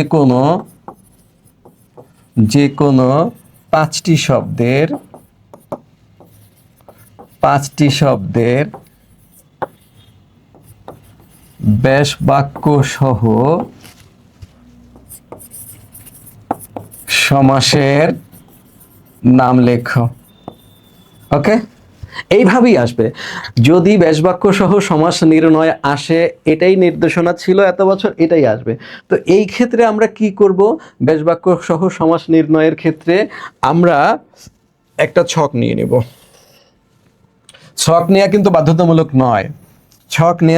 বাধ্যতামূলক নয়, কিন্তু যদি তোমার খুব তাড়াতাড়ি ছক করে ফেলার অভ্যাস থাকে, স্কেলতে তোমরা নিয়েই যাবা, তখন তো লাইনে আমার মতো বাঁকা তেরা হবে না, তোমরা জাস্ট স্কেল ধরে টান দিয়ে দিবা, ঠিক আছে? তখন কি করবা? 5টা যেহেতু লিখতে হবে, এইভাবে তুমি 5টার জন্য 5টা ঘর নিবা। হলো তো 5টা? এরপর তোমাকে কি কাজ করতে হবে দেখো, তোমার কি নির্দেশনাটা ভালো করে পড়বা। তোমাকে বলছে 5টি শব্দের ব্যাস বাক্য করতে বলছে, তোমাকে 5টি শব্দের প্রথম তোমাকে ব্যাস বাক্য করতে বলছে, এরপর সমাসের নাম লিখতে বলছে। তাহলে তোমার জন্য নির্দেশনা যদি দুটো থাকে, তাহলে শব্দটা তুলতে হবে না? তাহলে তোমার কলাম লাগবে কয়টা? কলাম লাগবে 3টা। তাহলে এখানে তুমি 3টা কলাম বানায় ফেলো। এই মাঝখানের কলামটা একটু বেশি, এখানে লিখবা তুমি ধরো প্রদত্ত শব্দ। এরপর কি করতে হবে? তোমাকে ব্যাস বাক্য। এরপর তুমি কি করবা? সমাসের নাম। এখানে একটা শব্দ তুলবা। ধরো আমি বললাম যে সিংহাসন, এই শব্দটা ধরো পরীক্ষায় আসছে, তখন তুমি এখানে ব্যাস বাক্য লিখবা সিংহ চিহ্নিত আসন। তাহলে মাঝখান লোপ পেয়েছে, তাহলে তুমি বলবা এখানে মধ্যপদলোপী কর্মধারয়। ব্যাস, হয়ে গেল। 1 নম্বর তোমার হয়ে গেল। একটু সময় লাগবে বটে, কিন্তু তাও কিন্তু তোমার এই নির্ণয়মূলক এই বর্ণনামূলক প্রশ্নের থেকে অনেক ভালো হবে, ঠিক আছে? তাহলে এটার ক্ষেত্রে আসতে পারে কিভাবে? এভাবে শব্দের সাহায্যে, অর্থাৎ উপসর্গের সাহায্যে শব্দ গঠন, আর এটার থেকে আসতে পারে তোমার ব্যাস বাক্য সহ সমাসের নাম। তখন তুমি এরকম 5টি শব্দ এখানে তুলবা, এখানে ব্যাস বাক্য লিখবা, এখানে তুমি কি করবা? সমাসের নাম লিখবা। প্রকৃতি প্রত্যয় থেকে প্রশ্নটা কেমন হতে পারে আমি একটু যদি দেখাই। ধরো এইটা আসলো 3-এর খ হিসেবে, 3-এর কালারটা চেঞ্জ করে নিই, ধরো 3-এর খ হিসেবে আসলে তাহলে নির্দেশনাটা কেমন থাকবে? থাকবে নিচের যে কোনো 5টি শব্দের, আচ্ছা এখানে লিখি, প্রত্যয়ের নাম সহ প্রকৃতি ও প্রত্যয় নির্ণয় করো। এইভাবে থাকবে। নিম্নের নিচের যে কোনো 5টি কেন বলবে? কারণ এখানে 8টা থেকে 5টা আসবে। সমাসের ক্ষেত্রেও কিন্তু 8টা থেকে 5টা আসবে। ক্লিয়ার? সমাসের ক্ষেত্রেও 8টা থেকে 5টা, প্রকৃতি প্রত্যয়ের ক্ষেত্রেও 8টা থেকে 5টা আসবে। তাহলে ওই রকমই একটা ছক তুমি করে নিবা, একদম এক টানে করে ফেলবা। তোমাদের তো ছক করার অনেক অভ্যাস রয়েছে। যারা সায়েন্সে পড়ো তাদের তো ছক কথায় কথায় লাগে। কমার্সে যারা বিভিন্ন ধরনের হিসেব নিকেশ করো, এরাও তো ছকের উপরেই আসো। আর্টসের ইকোনমিক্স সহ, জিওগ্রাফি সহ যারা এইসব সাবজেক্টগুলো পড়ো, তাদেরও তো ছক টক ছবি টবির সাথে সম্পর্ক আছে। সুতরাং আমাদের থেকেও তোমরা ভালো পারো, আর তোমাদের তো স্কেল সাথে থাকবেই। তাহলে কি করবা? কি কাজ করতে বলেছে বলো তো? আমাদের কাজ করতে বলছে যে প্রকৃতি নির্ণয় করতে হবে, প্রকৃতি ও প্রত্যয় নির্ণয় করতে হবে, আর প্রত্যয়ের নাম বলতে হবে, ঠিক আছে? যদি সেটাই হয় তাহলে আমরা ছক কিভাবে করব? আমাদের 3টা জিনিস থাকবে। এই কয়টা থাকবে? এরকম 5টা করতে হবে, তারা আমাদেরকে 5টা করতে বলেছে। তাহলে আমি এইখানে লিখবো এরকম, সরি একটু কালার চেঞ্জ করে নিই, ভালো লাগবে। এখানে আমি লিখব প্রদত্ত শব্দ, এখানে লিখব আমি প্রকৃতি ও প্রত্যয়, আর এখানে লিখব আমি প্রত্যয়ের নাম। বাস হয়ে গেল। তখন ধরো একটা শব্দ আমি এখানে পেলাম, ধরো ডুবন্ত, ডুবন্ত, তখন কি হবে? এটা হবে ডুব প্লাস প্রত্যয় হলো অন্ত, তাহলে এটা রয়েছে কৃত প্রত্যয়। ব্যাস এরকম লিখে দিবা। এরকম 5টা হয়ে গেলেই তোমার কাজ হয়ে যাবে। কোনো ব্যাপার এটা। যারা পারো, এতদিন পড়াশোনার সাথেই ছিলা, খুব বেশি সময় নষ্ট করোনি, তারা তো এখন ভাবছো যে এটা ছাড়া আমাদের জন্য কোনো ব্যাপার হবে না। ছক করা কি বাধ্যতামূলক? না, ছক করা বাধ্যতামূলক না।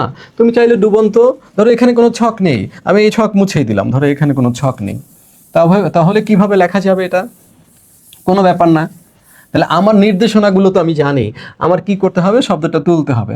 তাহলে আমি এইভাবে লিখলাম পড়ন্ত, এবার টান দিয়ে তুমি লিখবা পড় প্লাস অন্ত, এরপর লিখবা কৃত প্রত্যয়। এটাতেও চলবে, তবে ছক করাটা ভালো। এটা যে তুমি করছো, এটা কি শিক্ষক বুঝবেন না? 100% বুঝবেন। উনি তো জানেন এখানে কি করতে হবে। তুমি করলেই উনি বুঝবেন যে তুমি আম খাইতে চাও না কি চাও, উনি বুঝে যাবেন তুমি। সুতরাং তোমার অত কিছু উদ্বিগ্ন হওয়ার প্রয়োজন নেই। তোমার বিষয় হচ্ছে তুমি বিষয়টা জানো কিনা, উনি এটা দেখলেই বুঝে যাবেন তুমি এটা পারো কিনা। তাহলে এই 4র্থ অধ্যায় নিয়ে আমাদের আর তেমন কোনো কথা নেই। এরকম যে 5ম অধ্যায়, 5ম অধ্যায় হচ্ছে বাংলা বাক্যতত্ত্ব ব্যাকরণের 5 নম্বর অধ্যায়। সেখানে দেখো, এই যে এতদিন ধরে শর্ট সিলেবাস ছিল, তখন এই 3টার কথা শর্ট সিলেবাসে উল্লেখ করে দেওয়া ছিল। আমি একদম আটকায় দিলাম তোমাকে এই 3টা। সেই কারণে এতদিন পর্যন্ত এই 3টা থেকেই প্রশ্ন এসেছে। কি প্রশ্ন? বাক্য কাকে বলে? একটি সার্থক বাক্যের কি কি গুণ বা বৈশিষ্ট্য থাকা দরকার তোমরা জানো, বাক্যের সংজ্ঞা জানো। সার্থক বাক্যের 3টা গুণ: আকাঙ্ক্ষা, আসক্তি, যোগ্যতা। জাস্ট এক্সপ্লেইন করে 2টো করে এক্সাম্পল দিলে কাজ শেষ। গঠন অনুসারে বাক্য কত প্রকার? প্রত্যেক প্রকার বাক্যের সংজ্ঞা সহ উদাহরণ দাও। গঠন অনুসারে বাক্য 3 প্রকার: সরল বাক্য, জটিল বাক্য এবং যৌগিক বাক্য। 2টো করে এক্সাম্পল দিলে কাজ শেষ সংজ্ঞা দিয়ে। আর অর্থ অনুসারে বাক্য কত প্রকার? অর্থ অনুসারে বাক্য মোটামুটি বই টু বই ভেরি করে, মৌলিকভাবে 5 প্রকার, তবে কোনো কোনো বইতে এটা 7 প্রকারের আলোচনাও রয়েছে। একদম সন্দেহদ্যোতক বাক্য পর্যন্ত 7 প্রকারের রয়েছে। ঠিক আছে? তাহলে কি হতে পারে এটা? এটা হলো নির্দেশক বাক্য, প্রশ্ন বাক্য, আশ্চর্য বাক্য, তারপর যেটাকে আমরা বলি অনুজ্ঞা বাক্য, সন্দেহদ্যোতক বাক্য, তারপর হচ্ছে প্রার্থনা বাক্য। এভাবে 6-7টা তোমার রয়েছে বইতে। এই বই টু বই ভেরি করে, এটা জাস্ট দিবা। এই প্রশ্ন কিন্তু ঢাকা বোর্ডে পরপর 2 বছর আসছিল, এই 3 নাম্বারটা তুমি কিন্তু গুরুত্বহীন মনে করলে হবে না। তাহলে এই 3টাই ছিল, কিন্তু এবার কিন্তু এই 3টার মধ্যে সিলেবাস আটকানো সে কথা না। তাহলে ফুল সিলেবাস যখন ছিল, আর 2টা প্রশ্ন পরীক্ষায় আসতে দেখা গেছে। এই প্রশ্নটা একবার এসেছিল, সিনট্যাক্স বা পদক্রম কি? বাক্যের পদক্রমের 5টি নিয়ম লেখো। অর্থাৎ বাংলা বাক্য আমি যখন সাজাবো, তখন কোনটার পরে কোনটা সাজাবো, কর্তা কখন থাকবে, কর্তার পরে ক্রিয়া কখন থাকবে, যদি কোনো মডিফায়ার থাকে তাহলে সে কোথায় বসবে, অর্থাৎ মডিফায়ারগুলো বিশেষ করে বিশেষণগুলো সংশ্লিষ্ট শব্দের কোথায় বসবে, যদি সম্বোধন শব্দ থাকে তাহলে তাদেরকে বাক্যের মধ্যে কেমন করে ব্যবহার করতে হবে। জাস্ট এটার 5টা নিয়ম তুমি একবার দেখে যাবা। যেহেতু ইংরেজিতে তোমরা রিঅ্যারেঞ্জ পারো, রিঅ্যারেঞ্জের নিয়ম জানো, জাস্ট ওটাই বাংলায় আসক্তি বা সিনট্যাক্সের নিয়ম। এই সিনট্যাক্সের নিয়মটা পদক্রমের 5টা নিয়ম দেখে যাও। এটার থেকেও যে প্রশ্নটা ফুল সিলেবাসে গুরুত্বপূর্ণ, সেটা হচ্ছে জ্যোতি ও বিরাম চিহ্ন কি, কমা ব্যবহারের 5টি নিয়ম। এটা 4-5 বার বোর্ড পরীক্ষায় এসেছে যখন ফুল সিলেবাস ছিল। ঠিক আছে? তো ফুল সিলেবাস বলতে কিন্তু আমি বুঝাচ্ছি না। এখন তুমি ভাবো স্যার ফুল সিলেবাস চালুই হইলো 16 সালে, পরীক্ষা হলো 18 সাল থেকে শুরু করে 20 সালে করোনা হইলো, তাহলে আপনি 4-5 বার পাইলেন কোথায়? এটা তোমার এই 2 বছর 3 বছর ধরে, 16 সাল থেকে এটা না। এই এই এই বিরাম চিহ্নের পরীক্ষা আমরাও দিয়েছি। তুমি সেই সময়ের প্রশ্নগুলো বের করে দেখো, অনেকবার এই প্রশ্ন। তুমি যদি বলো জ্যোতি ও বিরাম চিহ্নের উপরে কমা সংক্রান্ত প্রশ্নই সবচেয়ে বেশিবার এসেছে, তবু আমি বলবো তুমি প্রথম 3টা প্রশ্নের উপরই, যারা রিটেন প্রশ্ন লিখবা, প্রথম 3টা প্রশ্নের উপরই গুরুত্ব দাও। ঠিক আছে? অনেকে অনেক বলে ফেলবে এই 3টায় আসবেই আসবে, এর বাইরে আসবে না, এর বাইরে আসবে না। তুমি তো তাকে হাতের নাগালের মধ্যে পাবা না। আর তার কোনো দায়বদ্ধতাও নেই। অন্তত আমি যদি এই কথা বলি আর পরীক্ষার প্রশ্ন না আসে, আমার কলেজের শিক্ষার্থীরা তো আমাকে জিজ্ঞেস করবে, স্যার আপনি তো ভিডিওতে বলেছেন যে এটা আসবে, তো আসলো না। তো সেই ক্ষেত্রে আমি যখন কথা বলবো আমাকে কিন্তু ভেবে চিন্তে বলতে হবে। আমিও তাদের মতো বলবো যে এই 3টা বেশি গুরুত্বপূর্ণ এখনও, তবে এই 2টা প্রশ্ন তোমরা একবার হলেও আর যদি বেশি সময় থাকে এই দুইটা প্রশ্ন দেখে যাবে। এই দুইটা প্রশ্ন আমার কাছে এবারের জন্য ওই তিনটার পাশাপাশি গুরুত্বপূর্ণ মনে হচ্ছে। আর এর অপোজিটে কি আসবে? এর অপোজিটে আসবে এইটা কি কি হিসেবে আসবে? এটা আসবে 5-এর ক হিসেবে। তাহলে 5-এর খ হিসেবে কি আসবে শিক্ষার্থীরা? 5-এর ক হিসেবে আসবে বাক্য রূপান্তর। 5-এর খ হিসেবে আসবে বাক্য রূপান্তর। ওকে,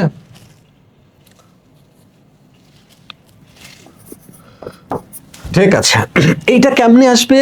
এইটা কেমনে আসবে আর উত্তর কেমনে করতে হবে? তোমার জন্য 8টা সেন্টেন্স দেওয়া থাকবে, এরকম 1 2 3, ধরো এইভাবে 8টা সেন্টেন্স দেওয়া থাকবে। এখন আমি এইখানে একটা বাক্য ধরো লিখলাম যে তিনি, ধরো আওয়ালপুরের পীরের কথা লিখলাম, এটা বোর্ডে আসছিল সেই জন্য এটা লিখি। তিনি বৃক্ষ ডাল থেকে অবতরণ করলেন। ঠিক আছে, এখন এইটা আমি বলবো যে এটা তুমি যৌগিক বাক্যে রূপান্তর করো। যৌগিক, এইভাবে লাস্টে ওই ব্র্যাকেটের মধ্যে বলে দেওয়া থাকবে। ঠিক আছে, তাহলে এটা কি তোমার তোলার দরকার আছে? না, তোলার দরকার নেই, তুমি জাস্ট যৌগিক করতে পারলেই হবে। তবে তুমি এইটার উত্তর দেওয়ার জন্য যদি এখানে বলো যৌগিক, এবার ক্লোন দিবা, তারপর বলবা তিনি বৃক্ষঢাল থেকে অবতরণ করলেন, এইটার যৌগিক রূপ কি হবে জাস্ট এখানে লিখে দিবা। এখানে লিখে দিলে তোমার উত্তর হয়ে যাবে, এই জায়গাতে লিখবা। ঠিক আছে, আবার আমি বললাম যে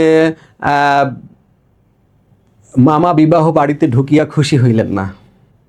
ঠিক আছে, মামা বিবাহ বাড়িতে ঢুকিয়া খুশি হইলেন না, এইটা আমি এখানে লিখলাম মামা বিবাহ বাড়িতে গিয়ে খুশি হইলেন না। এবার এখানে বললাম যে অস্তিবাচক করো, এটা তো নেতিবাচক আছে, অস্তিবাচক করো, অর্থাৎ এই নেগেটিভ সেন্টেন্সকে অ্যাফার্মেটিভে রূপান্তরিত করো। তাহলে কি হবে?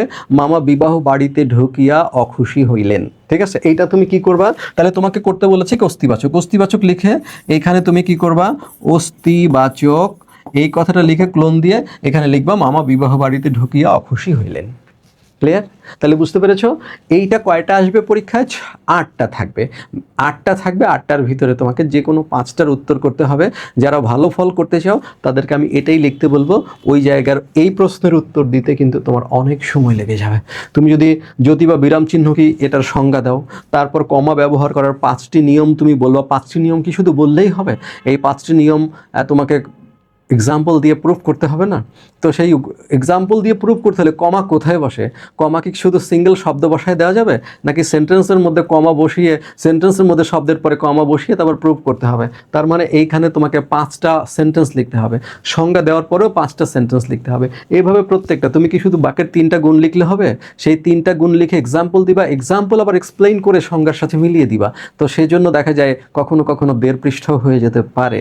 সেই ক্ষেত্রে যদি আমার এইটা লেখার সুযোগ থাকে যে তিনি এই 5টা আমি তুলবো, 5টা তুলে আমি শুধু তুলবো না, আমি শুধু অস্তিবাচক লিখে শুধু লিখবো, 5টা সেন্টেন্স লিখলে আমার কাজ শেষ।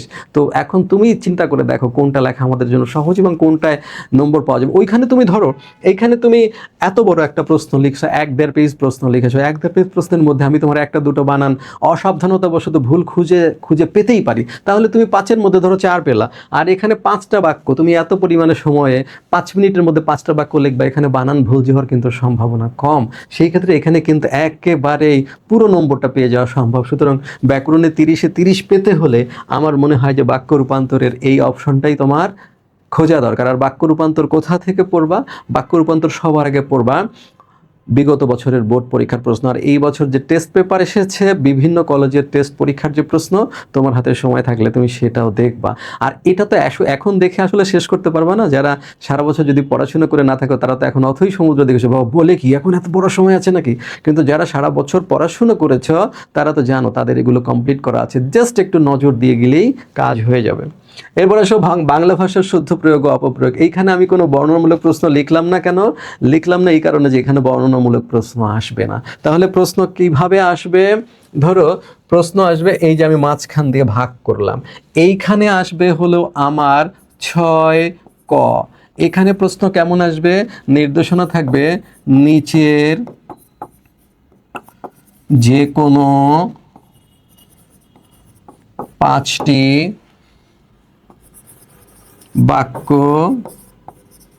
শুদ্ধ করো, এইভাবে আসবে। নিচের যে কোনো 5টি বাক্য শুদ্ধ করো। তো তুমি একই ভুলগুলো তুলতে হবে। কয়টা বাক্য থাকবে? কয়টা বাক্য থাকবে? 8টা থাকবে, তুমি 5টা লিখবা, ঠিক আছে? এরকম জাস্ট 5টি বাক্য শুদ্ধকরণ নিম্নরূপ দিয়ে 1 2 3 4 5 শুধু শুদ্ধটা দিয়ে গেলেই হবে, ঠিক আছে? এখানে জাস্ট 5টা, 8টার মধ্যে 5টা তুমি লিখে ফেলতে পারলেই হবে, এটা তো কোনো ব্যাপার না। আর এইখানে নির্দেশনটা কি থাকবে? এইটা হচ্ছে 6খ। এটা একটু কালি চেঞ্জ করে লিখি, হ্যাঁ? এটা হচ্ছে 6খ। কেমনে? 6খ এখানে থাকবে নিচের অনুচ্ছেদটি শুদ্ধ করো। নিচের অনুচ্ছেদটি শুদ্ধ করো। এখানে একটা অনুচ্ছেদ দিয়ে দেওয়া হবে। ধরো বাংলা ফার্স্ট পার্ট থেকে আমি যে কোনো গল্প থেকে একটা অনুচ্ছেদ তুলে দিলাম এবং গল্পে যে আসে সেখান থেকে আমি 5টা ভুল করে দিলাম। এখন তুমি আবার মনে করো না যে বাপরে বাপ, গল্প থেকে আপনি কোন 5টা চেঞ্জ করেছেন, আমার সেটা জানতে হলে তো ওই অনুচ্ছেদ মুখস্থ থাকতে হবে, সেটা না। তুমি গ্রামাটিক্যালি এটা কারেক্ট করবা। গল্পে যা আছে তাই লিখতে হবে, এটা না, ঠিক আছে? গল্পে যা আছে তা না। অথবা ধরো আমি বাইরে থেকে যে কোনো জায়গা থেকে দিব, ওইখানে ধরো কোথাও একটা বানান ভুল করে দিব, ওই বানান ভুল থাকলে সেটা কারেক্ট করবা। যেখানে আমি বহু বচনের দ্বিত্ব প্রয়োগ হচ্ছে এরকম একটা দিব, শব্দের দ্বিত্ব প্রয়োগ হচ্ছে, বাগধারার ভুল হতে পারে, বচনে ভুল হতে পারে, সমাজসাধিত শব্দে ভুল হতে পারে, সন্ধির ক্ষেত্রে ভুল হতে পারে, পারে না? তো সেগুলো আমি এখানে করে দিব। ওই অনুচ্ছেদটার মধ্যে তোমার কাজ হচ্ছে অনুচ্ছেদটা রিরাইট করা, ওইটাকে ওই ভুলগুলো বাদ দিয়ে ভুল অনুচ্ছেদ তুলতে হবে। উত্তর হচ্ছে না, তুমি শুধু অনুচ্ছেদটাকে শুদ্ধ করে লিখবা। এখানেও ভুল বাক্যগুলো তোলার দরকার নাই, তুমি শুধু 5টি শুদ্ধ বাক্য লিখলেই যথেষ্ট হবে। ক্লিয়ার? তাহলে আমাদের ব্যাকরণ অংশে এই কথাগুলো যদি আমরা মোটামুটি ফলো করি, ইনশাল্লাহ আমাদের যাদের প্রিপারেশন ভালো আছে তারা সিলেকশন, তাহলে কয়ে আমরা সিলেক্ট করব খ, 1-এ সিলেক্ট করব খ, 2-এ সিলেক্ট করব খ, 3-এ খ, 4-এ কোনটা? খ। আর 5-এ এসে ক করব। কেন ক করব? কারণ এই জায়গাতে অনুচ্ছেদটা আমাদেরকে দিয়ে দিবে। এরকম ধরো অনুচ্ছেদ দেওয়া আছে, এই অনুচ্ছেদটা পূর্ণ মাত্রায় আমাদের শুদ্ধ করতে হবে, এক্ষেত্রে আমাদের কোনো অপশন নেই। কিন্তু এইখানে আমরা জানি আমাদের সেন্টেন্স দেওয়া হবে 8টা, এখান থেকে আমরা চয়েস করতে পারবো। সেই ক্ষেত্রে আমি তোমাদের পরামর্শ দিব যে তোমরা ক চুজ করবা। ক চুজ করলে কি হবে? ভুল হওয়ার সম্ভাবনা কম থাকবে। ক্লিয়ার? ওকে, এরপর আসলে নির্মিতি অংশে যদি প্রবেশ করি, আমাদের নির্মিতি অংশ কত নম্বরের? 70 নম্বরের নির্মিতি। নির্মিতি অংশ কার ভালো হবে? যার ব্যাকরণ অংশ নিখুঁত হবে। ব্যাকরণ অংশে যে যত নিখুঁত হবে তার খাতার নির্মিতি অংশ বেশি সম্মানিত হবে আমার ধারণা। এবার আসো পারিভাষিক শব্দ এবং অনুবাদ। অনুবাদ, পারিভাষিক শব্দ কি? পারিভাষিক শব্দ হচ্ছে যে শব্দগুলো আসলে এখানে এই ভাষায় যে শব্দগুলো চালু নেই, ওই শব্দগুলো বিদেশি ভাষার অনুসরণে এই ভাষার রীতি বৈশিষ্ট্য অনুসারে চলতি নতুন শব্দ। এটা কেমনে আসবে? এইখানে ইংরেজি দেওয়া থাকবে। এটা কিভাবে আসবে? ইংরেজিতে 15টি দেওয়া থাকবে, 15টি শব্দ। এখানে ধরো ইংরেজিতে 15টি শব্দ দেওয়া হবে, ঠিক আছে? উত্তর কয়টা? 10টির পরিভাষা লিখতে হবে। তো এই ক্ষেত্রে কি করতে হবে? আমি কিন্তু অনেক ক্ষেত্রেই বলেছি যে তোলার দরকার নেই, এই ক্ষেত্রে কিন্তু তুলতে হবে। কারণ আসবে কিসে? আসবে হচ্ছে ইংরেজিতে। তখন তুমি কি করবা? এইখানে লিখবা প্রদত্ত শব্দ, এখানে লিখবা পারিভাষিক শব্দ। এইখানে যখন তুমি শব্দটা তুলবা ইংরেজি, তুমি ছকও করতে পারো, তুমি চাইলে ছক করেও করতে পারো, ছক নাও করতে পারো। যখন তুমি এই পাশে তুলবা তখন কিন্তু বানান ভুল হওয়া যাবে না। ইংরেজি শব্দ তুলতে গিয়ে বানান ভুল হলে নম্বর পাবে না। আবার ধরো তুমি এইখানে অটোনোমাস তুললে, এইখানে যখন স্বায়ত্তশাসন লিখবা তখন স্বায়ত্তশাসনের বানান ভুল হতে পারবে না। যদি তুমি বানান ভুল করো তোমার এই অংশের নম্বর কিন্তু কাটা যাবে, ঠিক আছে? আর এখানে আমাদের সুবিধা কি? আমাদের থাকবে 15টি। আমরা তোলার সময়, ইংরেজি তোলার সময় সাবধানতার সাথে তুলবো যাতে স্পেলিং মিস্টেক না হয়। আর বাংলা লেখার সময় সেই শব্দগুলোর বানান ঠিকভাবে লিখবো। কোথা থেকে পড়বো? পারিভাষিক শব্দ অধিকাংশ সময় ম্যাক্সিমাম যে সময় কমন আসতে দেখা যায়। কোথা থেকে কমন আসে? বিগত যত বছরের প্রশ্ন বইতে দেওয়া আছে, আমি তোমাকে পরামর্শ দিব ওইগুলো পড়ো। ওই প্রশ্নগুলোর মধ্যেই প্রশ্নের রিপিট হওয়ার মাত্রা এখান থেকে খুব বেশি, ঠিক আছে? এতে কাজ হয়ে যাবে। তাহলে আমরা এই দুইটার মধ্যে কোনটা চুজ করব? এইটা কিন্তু আমরা চুজ করব। আর এইখানে কি থাকবে? এখানে অনুবাদ থাকবে। অনুবাদ কি থাকবে? একটি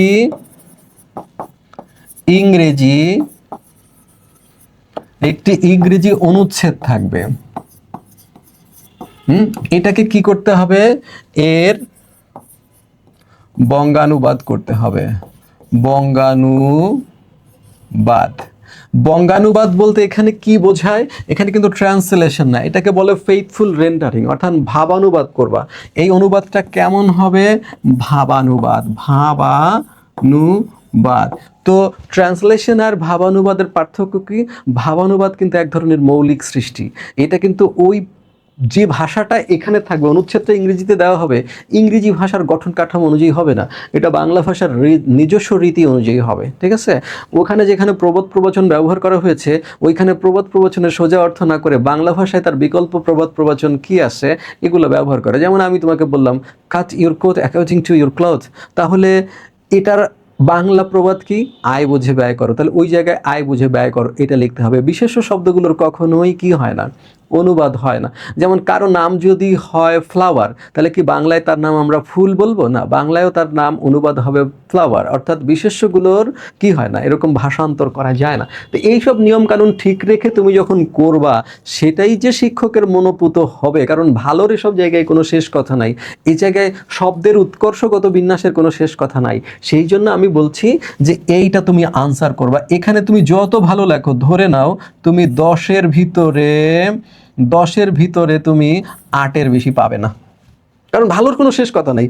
আর এখানে যদি তোমার 10টা হয়ে যায়, তাহলে 10-এ 10 পাওয়ার সম্ভাবনা রয়েছে এই জায়গাতে, কারণ এখানে তো ভুল যাওয়ার কোনো রাস্তা নেই। আর এখানে ভালোর শেষ কথা রয়েছে, অর্থাৎ একটা শব্দের পরিভাষা তো ফিক্সড, জাস্ট ওটা শুদ্ধ বানানে লিখে দিতে পারলেই হবে। কিন্তু এইখানে ভাবানুবাদে ফিক্সড বলে কোনো ব্যাপার স্যাপার নাই, এখানে ভালোর কোনো লিমিট নাই।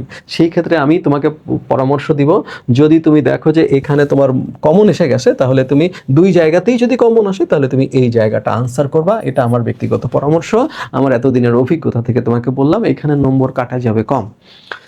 আচ্ছা, এর পরেরটাতে আসো। পরেরটা হচ্ছে দিনলিপি এবং অভিজ্ঞতা, ভাষণ এবং প্রতিবেদন, ঠিক আছে? এখন প্রশ্নটা কেমন আসবে?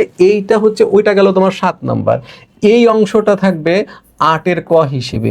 এই দুইটার ভিতরে যে কোনো একটা পরীক্ষার প্রশ্নপত্রে দেওয়া হবে, দুইটাই কিন্তু দেওয়া হবে না, এই দুইটার মধ্যে যে কোনো একটা দেওয়া হবে, হয় অভিজ্ঞতা দেওয়া হবে অথবা দিনলিপি দেওয়া হবে, এটা ক হিসেবে। আর এইটা আসবে তোমার 8-এর খ হিসেবে। এখন মনে করো এখান থেকে দিল দিনলিপি, আর এখান থেকে দিল ধরো ভাষণ, অথবা ধরো এখান থেকে দিল প্রতিবেদন।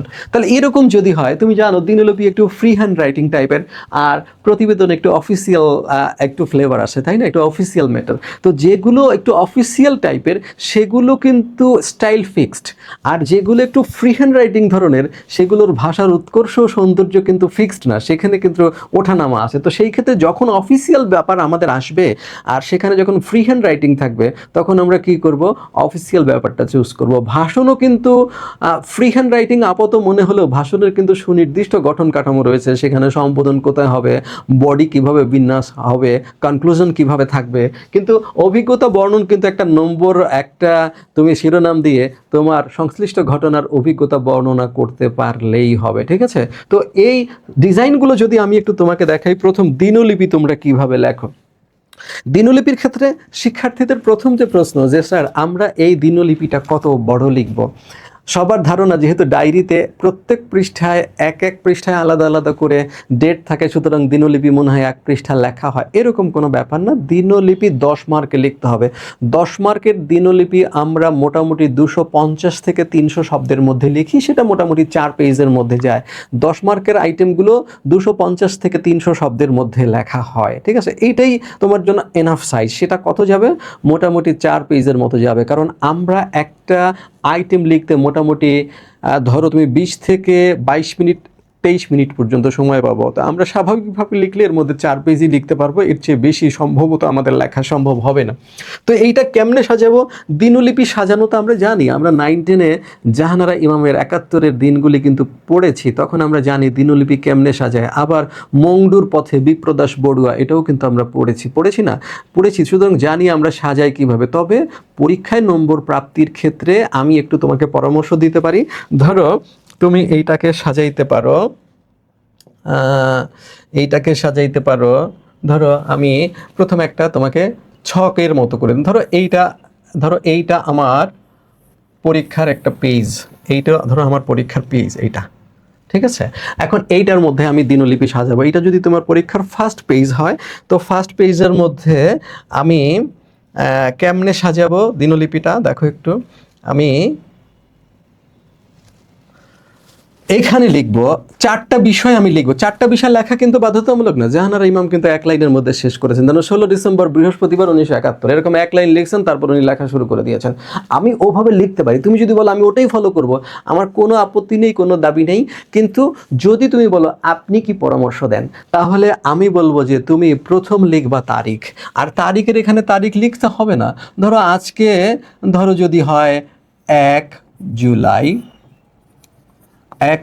2026, এভাবে যদি তুমি লেখো। এরপর তুমি কি করবা, এরপরই যেটা গুরুত্বপূর্ণ সেটা তুমি লিখবা সময় কত, ঠিক আছে? এবার তুমি লিখলা সময় রাত 11টা।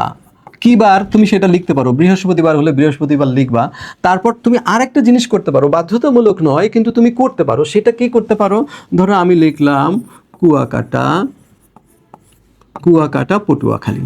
ধরো এই জায়গাটা হচ্ছে আমার লেখার জায়গা, আমি কোথায় বসে এটা লিখলাম।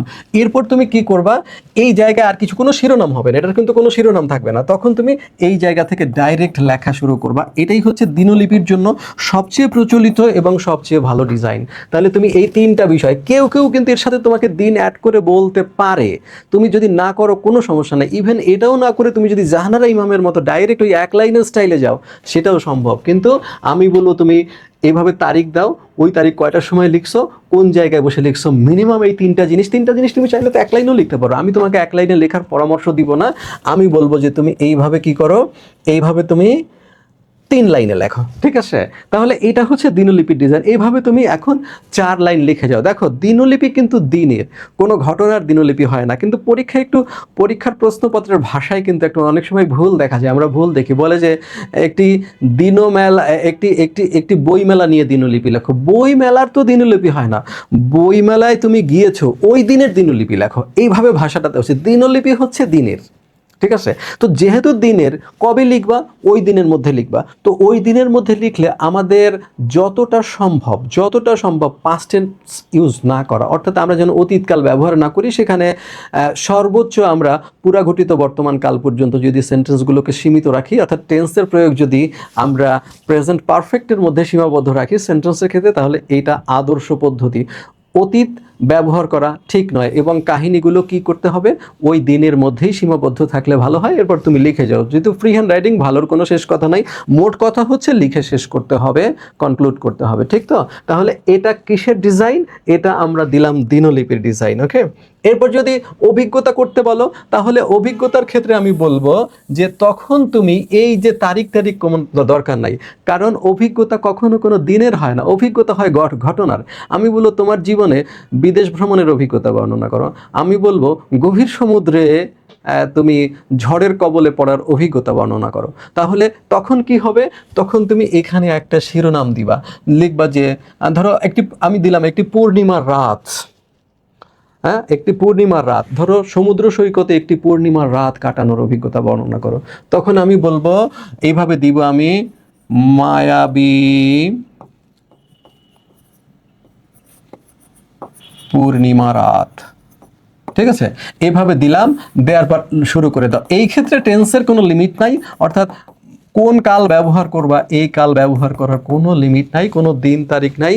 মোটামুটি 300 শব্দের মধ্যে 4 পেজের মধ্যে তুমি লিখবা। তাহলে দিনলিপি হচ্ছে দিন বেসড, তারিখ বেসড, আর এইটা তুমি অতীতকালে, বহু অতীতকালে ঘটেছে সেটাও তুমি বর্ণনা করতে পারো, ঠিক আছে? তাহলে স্টাইল এরকমই হবে, এগুলোই মোটামুটি প্রসিদ্ধ স্টাইল। এবার আসো এই জায়গাতে যদি আমরা বলি, এই জায়গাতে কি আছে? এই জায়গাতে ভাষণ আছে। ভাষণটা কিভাবে লিখতে হয়? ভাষণটা সবসময় মনে রাখবা, এটা একটা মঞ্চ ভাষণের স্টাইল। যদি ভাষণ পরীক্ষাতে আসে তখন তুমি কি করবা? মঞ্চ ভাষণে একে কি থাকে? প্রথমেই থাকে সম্বোধন করতে হয়, ভুল করলে কিন্তু হবে না। এটা কিন্তু এটার থেকে ফিক্সড স্টাইল। তাহলে এটা প্রথম থাকবে সম্বোধন। সম্বোধনে কি করো? সম্বোধন যে শব্দটা আমি লিখলাম এটা তুমি পরীক্ষার খাতায় লিখবা না, কিন্তু তুমি কি লিখবা? এই সম্বোধনে আমি শুধু বললাম যে তোমার এখানে সম্বোধন থাকে। সম্বোধনে আমরা কি লিখি? শব্দ লিখি আজকের অনুষ্ঠানে উপস্থিত আছেন কে? শ্রদ্ধেয় সভাপতি। এরপর আমি বললাম প্রধান অতিথি হিসেবে আসন অলঙ্কৃত করেছেন গণপ্রজাতন্ত্রী বাংলাদেশ সরকারের মাননীয় শিক্ষামন্ত্রী। বিশেষ অতিথি হিসেবে উপস্থিত আছেন একজনের নাম বলবা। প্রধান আলোচক হিসেবে উপস্থিত আছেন একজনের নাম বলবা। তারপর কি? সমবেত সুধীবৃন্দ, সবাইকে সালাম ও শুভেচ্ছা জানাচ্ছি। এটা হচ্ছে তোমার সম্বোধন অংশ, মাস্ট দিতে হবে এটা। তারপর প্রশ্নে যে বিষয়টা আসছে ওই বিষয়টা তোমাকে আলোচনা করতে হবে যে আজ আন্তর্জাতিক মাতৃভাষা দিবস, মহান শহীদ দিবস। হ্যাঁ, 1952 সালের এই দিনে সালাম জব্বার, রফিক বরকত বুকের তাজা রক্ত ঢেলে দিয়ে মাতৃভাষার অধিকার আদায় করতে রাজপথে নেমেছিল, ঠিক আছে? এরপর তুমি বলবা যে এটা এই হয়েছে জাতিসংঘের শিক্ষা ও বিজ্ঞান বিষয়ক পরিষদ 1999 সালের 17 নভেম্বর এটাকে অর্থাৎ 21শে ফেব্রুয়ারিকে আন্তর্জাতিক মাতৃভাষা দিবস হিসেবে গ্রহণ করে। বিশ্বের সকল স্বাধীন দেশ যথাযোগ্য মর্যাদার সঙ্গে আন্তর্জাতিক মাতৃভাষা হিসেবে পালন করে। 21 আমাদের গৌরব, 21 আমাদের অহংকার, আমাদের আত্মমর্যাদা। 21 মানে স্বাধীনতার প্রথম পরশ। এই তুমি লিখলা। এরপর তুমি লিখবা ভাষা আন্দোলনের ইতিহাস ড্যাশ ড্যাশ ড্যাশ। এবার কনক্লুড করে দিবা যে আজকে যারা, শেষে এই কথাটুকু লিখতে ভুলবা না যে এতক্ষণ ধৈর্য ধরে আমার বক্তব্য যারা শুনেছেন তাদেরকে ধন্যবাদ জানাই, এবং যারা কষ্ট করে এই অনুষ্ঠানের আয়োজন করলেন তাদেরকেও, তাদের প্রতি কৃতজ্ঞতা জানিয়ে আমার বক্তব্য শেষ করছি। আমারই বক্তব্য শেষ করছি, এই কথাটা বলা জরুরি। তাহলে এইভাবে তুমি সম্বোধনের পর কি থাকবে? আর মূল বক্তব্য। এরপরে কি হবে? এরপর হবে উপসংহার। এখন এই কথাগুলো কিন্তু তুমি লিখবা না, এই কথাগুলো কেমন থাকবে? এগুলো বক্তব্যের মধ্যে থাকবে, অর্থাৎ সম্বোধনের পরে তুমি ওই সংশ্লিষ্ট বিষয়ে একটা অনুচ্ছেদ লিখবা, আর প্রত্যেকটা অনুচ্ছেদের শুরুতে যে সমবেত সুধী আছে তাদেরকে তুমি সুধী, সুধীবৃন্দ, সুপ্রিয় সুধী সমাজ এইভাবে বলে বক্তব্য প্যারায় বিন্যস্ত করবা, আর শেষে তুমি ধন্যবাদ দিয়ে বক্তব্য শেষ করবা, ঠিক আছে? আর প্রতিবেদনের ক্ষেত্রে কেমন হবে ব্যাপারটা একটু বলি। প্রতিবেদন তো অফিসিয়াল ব্যাপার, তুমি জানো। এখন প্রতিবেদনের ক্ষেত্রে শিক্ষার্থীরা যে কথাটা বারবার বলে যে স্যার আমরা দেখি যে যেগুলো সংবাদ প্রতিবেদনের শুরুতেই শিরোনামের আগে একটা বক্স দিয়ে সেখানে প্রতিবেদকের তথ্যাদি দিয়ে তারপর শিরোনাম দিয়ে তারপর লেখা হয়। তা আবার কোনো বইতে আমরা দেখতে পাই যে প্রথমেই কি করা হয়? প্রথমে একটা শিরোনাম দেওয়া হয়, ধরো শিরোনাম, তারপর এখানে লেখা হয় নিজস্ব প্রতিবেদক,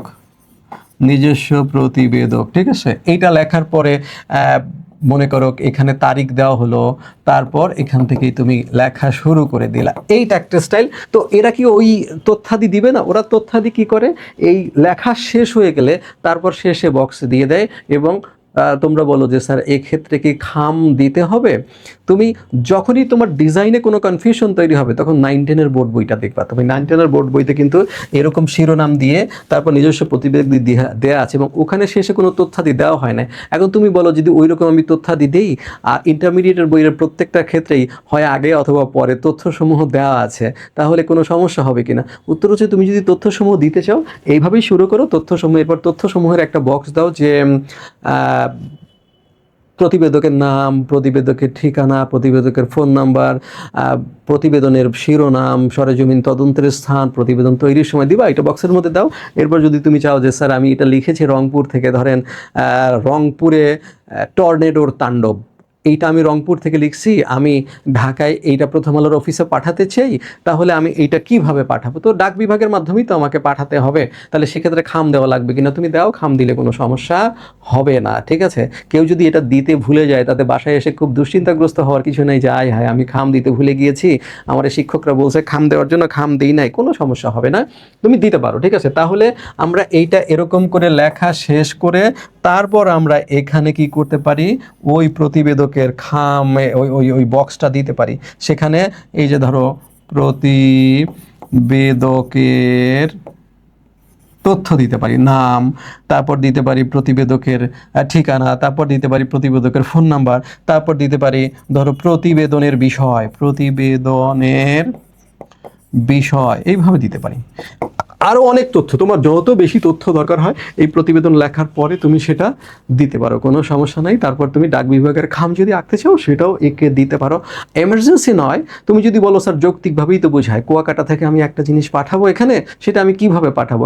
এটা তো ইমেল আইটেম নয় যে আমি ইমেলের মাধ্যমে পাঠাতে পারি, এটা তো ব্ল্যাক অ্যান্ড হোয়াইট আইটেম। সেই ক্ষেত্রে তো আমাকে খাম ব্যবহার করা উচিত। যদি কেউ এরকম যুক্তি দেয়, তুমি খাম দাও, কোনো বাধা নেই তো, দাও, তোমার হাতে সময় থাকলে তুমি খাম দিয়ে দাও। তাহলে এই 4টা আইটেমের মধ্যে এখান থেকে একটা আসবে, এখান থেকে একটা আসবে। আমি তোমাকে পরামর্শ দিব, যদি তোমার দুটোই কমন পড়ে তাহলে তুমি এই সাইড লিখতে পারো, এই সাইডের নম্বর ভালো আসবে, কিন্তু তোমাকে বিষয়গুলো কিন্তু একুরেট থাকতে হবে। এরপরে হচ্ছে বৈদ্যুতিন চিঠি ও খুদে বার্তা। ঠিক আছে, এই বৈদ্যুতিন চিঠি কি দুইটাই আসবে? না, এটা যদি আসে তাহলে এটা আসবে না, আবার যদি এটা আসে তাহলে এটা আসবে না। এই দুইটার মধ্যে একটা আসবে। এইটা কি হিসেবে আসবে? এইটা ধরো 9-এর ক হিসেবে আসবে। আর এইটা কি হিসেবে আসবে? এইটা ধরো 9-এর খ হিসেবে আসবে। ঠিক আছে, 9-এর ক হিসেবে আসবে আর 9-এর খ হিসেবে আসবে।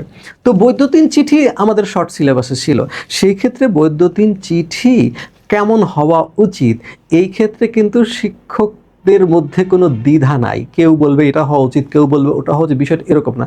যেহেতু খুদে বার্তা শর্ট সিলেবাসে ছিল না, তো সেই ক্ষেত্রে এটার জন্য কি কোনো বক্স দরকার আছে, নাকি শুধু 2-4টা বাক্য শুধু লিখে দিলেই হবে? শুভেচ্ছা, ধরো বললো জন্মদিনের শুভেচ্ছা জানিয়ে একটি খুদে বার্তা লাগবে, তাহলে একটা খুদে বার্তার কত হইতে পারে? সর্বোচ্চ 3-4টা সেন্টেন্স। তাহলে কি আমি শুধু সুন্দর দেখে 3-4টা সেন্টেন্স লিখে দিব? এই ক্ষেত্রে কোনো বক্স টক্সের দরকার আছে কিনা? কেউ বক্স দিল, কেউ দিল না, এক্ষেত্রে নম্বরে কোনো হেরফের হবে কিনা? আমি বলবো যে এত কনফিউশনের মধ্যে তুমি যাও না। যদি এইটা আসে পরীক্ষায় তাহলে এটা লিখবা, যদি এটা পরীক্ষা না আসে এটার ধারে কাছে যাবে না, তুমি এখান থেকে যেটা আসবে সেটা লিখে দিবা। যদি এগুলো তো একটু সাইজে বড়, যদি এটা আসে তাহলে লিখবে। এখন তুমি বলো যে এই ক্ষেত্রে ডিজাইনটা কি হয়? এই ক্ষেত্রে ডিজাইনের ক্ষেত্রেও যে সব ক্ষেত্রে একই রকম দেখা যায়, বিষয়টা এরকম না। ধরো আমি যদি একটা বক্স করে তোমাকে একটু দেখাই,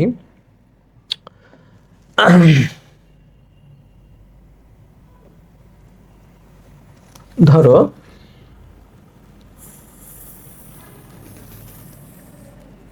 এই ধরো আমি একটা বক্স নিলাম, এটা একটা পেজ। ঠিক আছে, এখন আমাকে এটা একটা পেজ, ধরো মার্জিন করেছি আমি, খাতায় মার্জিন করেছি, এইটা ধরো পেজ, এই দাগ পর্যন্ত পেজ, এটা আমি মার্জিন করেছি।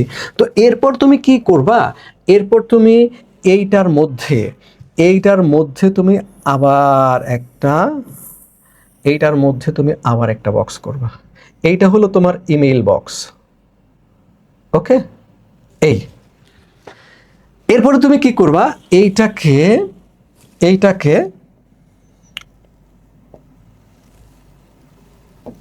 ধরো কয়েকটা তথ্য দিবা তুমি। এখন কয়টা তথ্য দিবা এ বিষয়ে কিন্তু আবার মতান্তর রয়েছে, বুঝছো? এখন আমি এখানে কি করলাম দেখো, এইখানে তুমি করবা কি, এইখানে from to sorry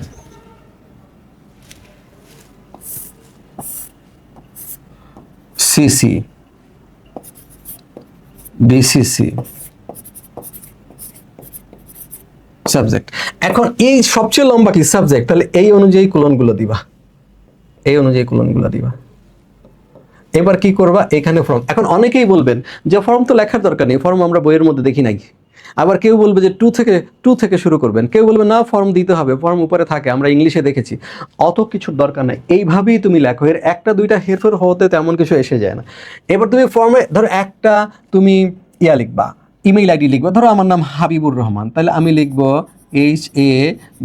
HABIBUR Habibur, ধরো আমি লিখলাম DU_24@gmail.com।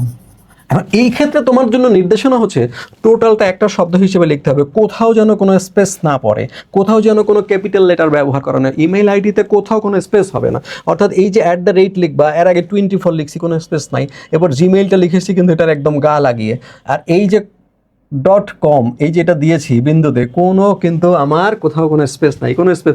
এটাও যখন লিখবা তখন এখানে স্পেস দেওয়া যাবে না। তো এই সবগুলো তুমি ফিল আপ করবা। আর এখানে সাবজেক্টটা লিখলে বাংলায় যত ছোট লিখতে পারো, ধরো তুমি লিখবা জন্মদিনের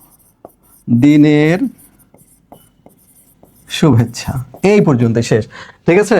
আর 2তে কি হবে, এখানে একটা ইমেল আইডি দিবা। সিসির ক্ষেত্রে সিসি সংশ্লিষ্ট হলে তার ইমেল আইডি দিবা। ওই সব বিষয়ে বিস্তারিত আলোচনায় আর যাবো না। যদি তুমি পারো সিসি আর বিসিসি ফাঁকা রেখে দাও, 2 এর ক্ষেত্রে যার কাছে পাঠাবা তারটা দিয়ে দাও। আর এইখানে লিখবা তুমি টেক্সট লিখে কোলন দিয়ে এই যে লেখা শুরু করে দিবা। এরপর তোমার যতখানি খুশি অথবা যত কম খুশি তুমি লিখে দাও। দেখো এইখানে, এরপর যদি তুমি চাও যে আমি অপোজিটে কেমনে যাব, এবার জাস্ট তুমি এই 2টা সাইড বাড়ায় নিলেই হবে। 2টা সাইড কি করে নিলে হবে, বাড়ায় নিলেই হবে। ধরো আমি যদি বলি যে তোমার এর পরের পৃষ্ঠাটা কেমন হবে, তাহলে তুমি যদি আমার কাছে জানতে চাও, তাহলে আমি বলবো যে তুমি এখানে এইভাবে জাস্ট এইভাবে এই বক্সটা বাড়ায় নাও। ধরো এইটুক তোমার দরকার আছে। তো এখন এইটুকুর মধ্যে তুমি লিখবা, হ্যাঁ এভাবে লেখো। এই যে ওই বাকি অংশ যে অংশ রয়েছে, অর্থাৎ সেকেন্ড পেজে এইটুকু লেখো তুমি, কোনো সমস্যা তো নাই। ওকে, হয়ে গেল। এই তোমার টোটাল ইমেল হয়ে গেল। তুমি যদি 2 পেজে যেতে চাও 2 পেজে যাও। কেউ যদি তোমাকে বলে 1 পেজের মধ্যেই লিখতে হবে, কোনো বাধ্যবাধকতা নেই। তুমি এত কিছু করার পর এই পেজে দেখা গেল জায়গায় আছে কম, এখানে একটু দিয়ে এখানে একটু লিখবা, বাস হয়ে যাবে। ওইখানেও কি করবা, ওইখানেও মার্জিন টার্জিনের পর এইটুকু এক্সট্রা লিখে দিয়ে তুমি এখানে কনক্লুড করে দিবা, ইতি তোমার বন্ধু অমুক। ঠিক আছে, কথা ক্লিয়ার? বোঝা গেছে? বোঝা গেছে। এবার চলো তাইলে আমরা কি করি, আমরা আমাদের আলোচনায় ফিরে যাই। অর্থাৎ আমরা আমাদের চিঠিপত্র দরখাস্তের আলোচনায় ফিরে যাই। এই পর্যন্ত আমরা থাকি। তাহলে এখানে আমাদের চিঠিপত্র দরখাস্তের মধ্যে কি হবে, চিঠি অনেক ধরনের আসবে। চিঠিপত্র এবং দরখাস্তের ক্ষেত্রে সবচেয়ে জরুরি হচ্ছে, এটা তো তুমি লিখতে জানো, সবচেয়ে জরুরি হচ্ছে নিয়ম পদ্ধতি ঠিক আছে কিনা। নিয়ম পদ্ধতির হেরফের হওয়ার কারণে মার্ক অনেক পার্থক্য হয়ে যাবে। বক্তব্য বিষয়ে বডিতে কি লিখেছো সেখানে দুটো একটা বানান ভুল আছে কিনা, তার থেকে জরুরি হচ্ছে নিয়ম ও রীতি পদ্ধতি সঠিকভাবে ফলো করা হয়েছে কি না। ঠিক আছে, যেমন ধরো তুমি যদি একটা চাকরির দরখাস্ত লেখো, তো সেই ক্ষেত্রে চাকরির দরখাস্তের ডিজাইনটা ঠিকভাবে মেনেছো কিনা। অর্থাৎ তুমি প্রথম কি দিয়ে লিখলা, তারিখ দিয়ে লিখলা। তাহলে তারিখ কি লিখলা, ধরো তুমি 1 জুলাই 2026। এরপরে এই তারিখের ডিমান্ড হচ্ছে এরপরে একটা স্পেস বসে, তুমি সেটা জানো কিনা, যে তারিখ লিখলে তারিখের পরে একটা স্পেস হয়, সেই তথ্য তোমার জানা আছে কিনা। একটা অ্যাপ্লিকেশনের মধ্যে, অ্যাপ্লিকেশনের বডির মধ্যে কোথায় কোথায় স্পেস থাকে, কোন জায়গার স্পেস ক্লোজ করে দিতে হয়, এই জায়গাগুলো ঠিকভাবে জানাই হচ্ছে তোমার এটার মূল সুর। অর্থাৎ তাহলে আমি কি করবো, 1 জুলাই, এরপর কি করবো, আমি দরখাস্ত লিখবো কি, ধরো আমি লিখলাম, এরপর আমি দরখাস্ত লিখলাম অধ্যক্ষ মহোদয়ের কাছে, কি ধরো ঢাকা সিটি কলেজ, ধরো ধানমন্ডি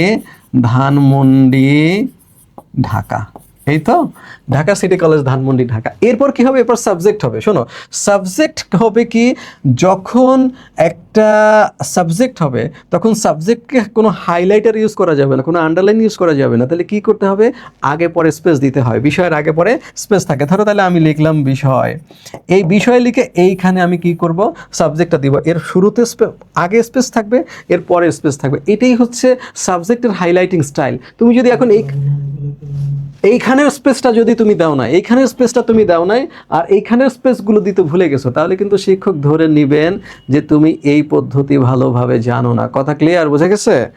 আচ্ছা, এরপর দরখাস্ত বললাম। চিঠিপত্রের ক্ষেত্রেও তুমি দেখবা যে ইংরেজি স্টাইল একটা, বাংলার ক্ষেত্রে যে সবসময় আমেরিকান স্টাইল ফলো করা হয় তা কিন্তু না, ওইটা দিয়ে কিন্তু হবে না। হবে কি, তাহলে তুমি একটু দেখো, যখন তোমার মনে হবে যে আচ্ছা বাম পাশে লিখবো না ডান পাশে লিখবো, তখন তুমি 9-10-এর একদম রিসেন্ট বোর্ড বইটা ফলো করবা, ওইটাতে যে পাশে দেওয়া আছে সেই পাশে দেওয়া, তোমার কাজ হয়ে যাবে। তাহলে যদি দুইটাই কমন আসে, তাহলে আমি বলবো বৈদ্যুতিন বার্তা কমন আসলে তুমি এটা লেখো। আর যদি তোমার এই চিঠিপত্র যদি এটা খুদে বার্তা আসে, যেহেতু এটার স্টাইল সম্পর্কে আমাদের মধ্যে একটু দ্বিধা রয়েছে, সেই ক্ষেত্রে তুমি এইটা লিখতে পারো। এখান থেকে চিঠিপত্র বা দরখাস্ত যাই আসুক না কেন, ঠিক আছে? এরপর হচ্ছে সারাংশ সারমর্ম। অনেকেই বলে স্যার সারাংশ সারমর্ম সম্পর্কে কিছু বলেন, এতদিন পরেও সারাংশ সারমর্ম সম্পর্কে জানলাম না, তাহলে হবে? শোনো, সারাংশ সারমর্ম যদি আসে পরীক্ষায়, তোমরা তো জানো এইটা গদ্যাংশ, এইটা আসে কি গদ্যাংশ, আর এইটা কি কবিতাংশ, এইটা আসে কবিতাংশ। তো যেটাই আসুক, তুমি যদি মনে করো যে তুমি কনফার্ম তুমি এটা পারো এবং তোমার মোটামুটি জানাশোনার মধ্যে পড়ার মধ্যে কমন এসেছে, তাহলে এইটা নিবা। এটাতে তুমি লিখবা কতটুকু লিখবা, তুমি লিখবা 3 অথবা 4 বাক্য। কি লিখবা, এর মধ্যে কি কি তুমি লিখবা না, প্রদত্ত অনুচ্ছেদের কোনো অংশ বা বাক্য তুমি লিখবা না, শুধু কি করবা, এর অন্তর্নিহিত তাৎপর্য লিখবা। কোথায়? 3 অথবা 4 বাক্যের মধ্যে লিখবা। 10 মার্ক তো, এই জন্য অনেকেই আমরা ভুল করে মনে করি আয় হায় 3-4টা বাক্য লিখছি তাতে 10 পাবো নাকি, যা পারি তার থেকে আরেকটু বাড়িয়ে লেখার চেষ্টা করি। এই জায়গাতেই কিন্তু সবচেয়ে বড় সর্বনাশটা হবে, ঠিক আছে? বাড়িয়ে লেখার কোনো দরকার নেই, বইয়ে যা আছে যা পড়েছো সেটা যদি বইয়ে বড়ও থাকে, তুমি 3-4 বাক্যের বেশি এখানে লিখবা না। আর ভাব সম্প্রসারণের ক্ষেত্রে কি হবে, ভাব সম্প্রসারণ 10 মার্কের জন্য ওই যে আমরা বললাম 200 থেকে 250 শব্দ বা 300 শব্দের মধ্যে লিখতে হবে, মোটামুটি 4 পেজের মতো যাবে এটা। কেউ কেউ তোমাকে বলবে 8-10 পেজ, কোনো দরকার নেই, কোনো প্রয়োজন নেই, অত তোমার হাতে সময় নেই। তোমার হাতে সর্বোচ্চ সময় 22 থেকে 23 মিনিট, 20 থেকে 25 মিনিটের মধ্যেই এগুলো শেষ করা দরকার। তো সেই ক্ষেত্রে তুমি এর মধ্যে যতটুকু পারো সুন্দর করে 4 পেজ লিখতেই তোমার কিন্তু 20-22 মিনিট লেগে যাবে। তো সেই ক্ষেত্রে আমি বলবো, তো এইটার ক্ষেত্রে কি হবে, তুমি যদি বলো কয়টা অনুচ্ছেদ দিব, আমি বলবো যে তুমি অনুচ্ছেদ দিবা 2টা, সর্বোচ্চ 3টা। সেখানে ওই অনুচ্ছেদগুলোর কোনো নাম থাকবে না, যেমন মূল ভাব, সম্প্রসারিত ভাব, মন্তব্য, এরকম কোনো নাম থাকবে না। জাস্ট যে অংশটা আসবে, ধরো আমি বললাম যে সাহিত্য জাতির দর্পণ স্বরূপ, তাহলে এটা দিয়ে তুমি কি বোঝো এইটা লিখবা তুমি প্রথম 2-3টা সেন্টেন্সের মধ্যে। এরপর ওটাকে এক্সপ্লেইন করবা কেন সাহিত্যকে জাতির দর্পণ মনে করা হয়। দর্পণে আমরা কি দেখি, আয়নায় আমরা কি দেখি, আয়না দেখে আমরা কি করি। তো সাহিত্যের মধ্যে আমরা আসলে জাতিকে দেখতে পাবো, তাই তো? জাতির দর্পণ, আয়না তোমার ব্যক্তিগত দর্পণ, আর সাহিত্য হচ্ছে জাতির দর্পণ। তুমি একটা জাতিকে জানতে হলে সেই সাহিত্যের মধ্যেই তাকে জানতে পারবা। কথা বুঝতে পেরেছ?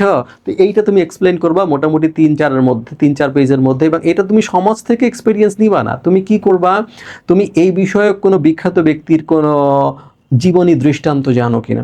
তুমি বলতে পারো যে যে বাংলায় লেখা চর্যাশ্চর্য বিনিশ্চয়ে যে পদগুলো রয়েছে তার মধ্য দিয়ে আমরা ওই কালের সমাজ ব্যবস্থা পাই। তারপর চণ্ডীমঙ্গল কাব্যে এটা রয়েছে, মনসা মঙ্গল কাব্যে এটা রয়েছে, রোমান্টিক প্রণয় উপাখ্যান এটা রয়েছে, আধুনিক যুগের সাহিত্যে আমরা এটা পাই। এটা দিয়ে আমরা এই জাতির একটি পর্যায়ক্রমিক ইতিহাস শনাক্ত করতে পারি।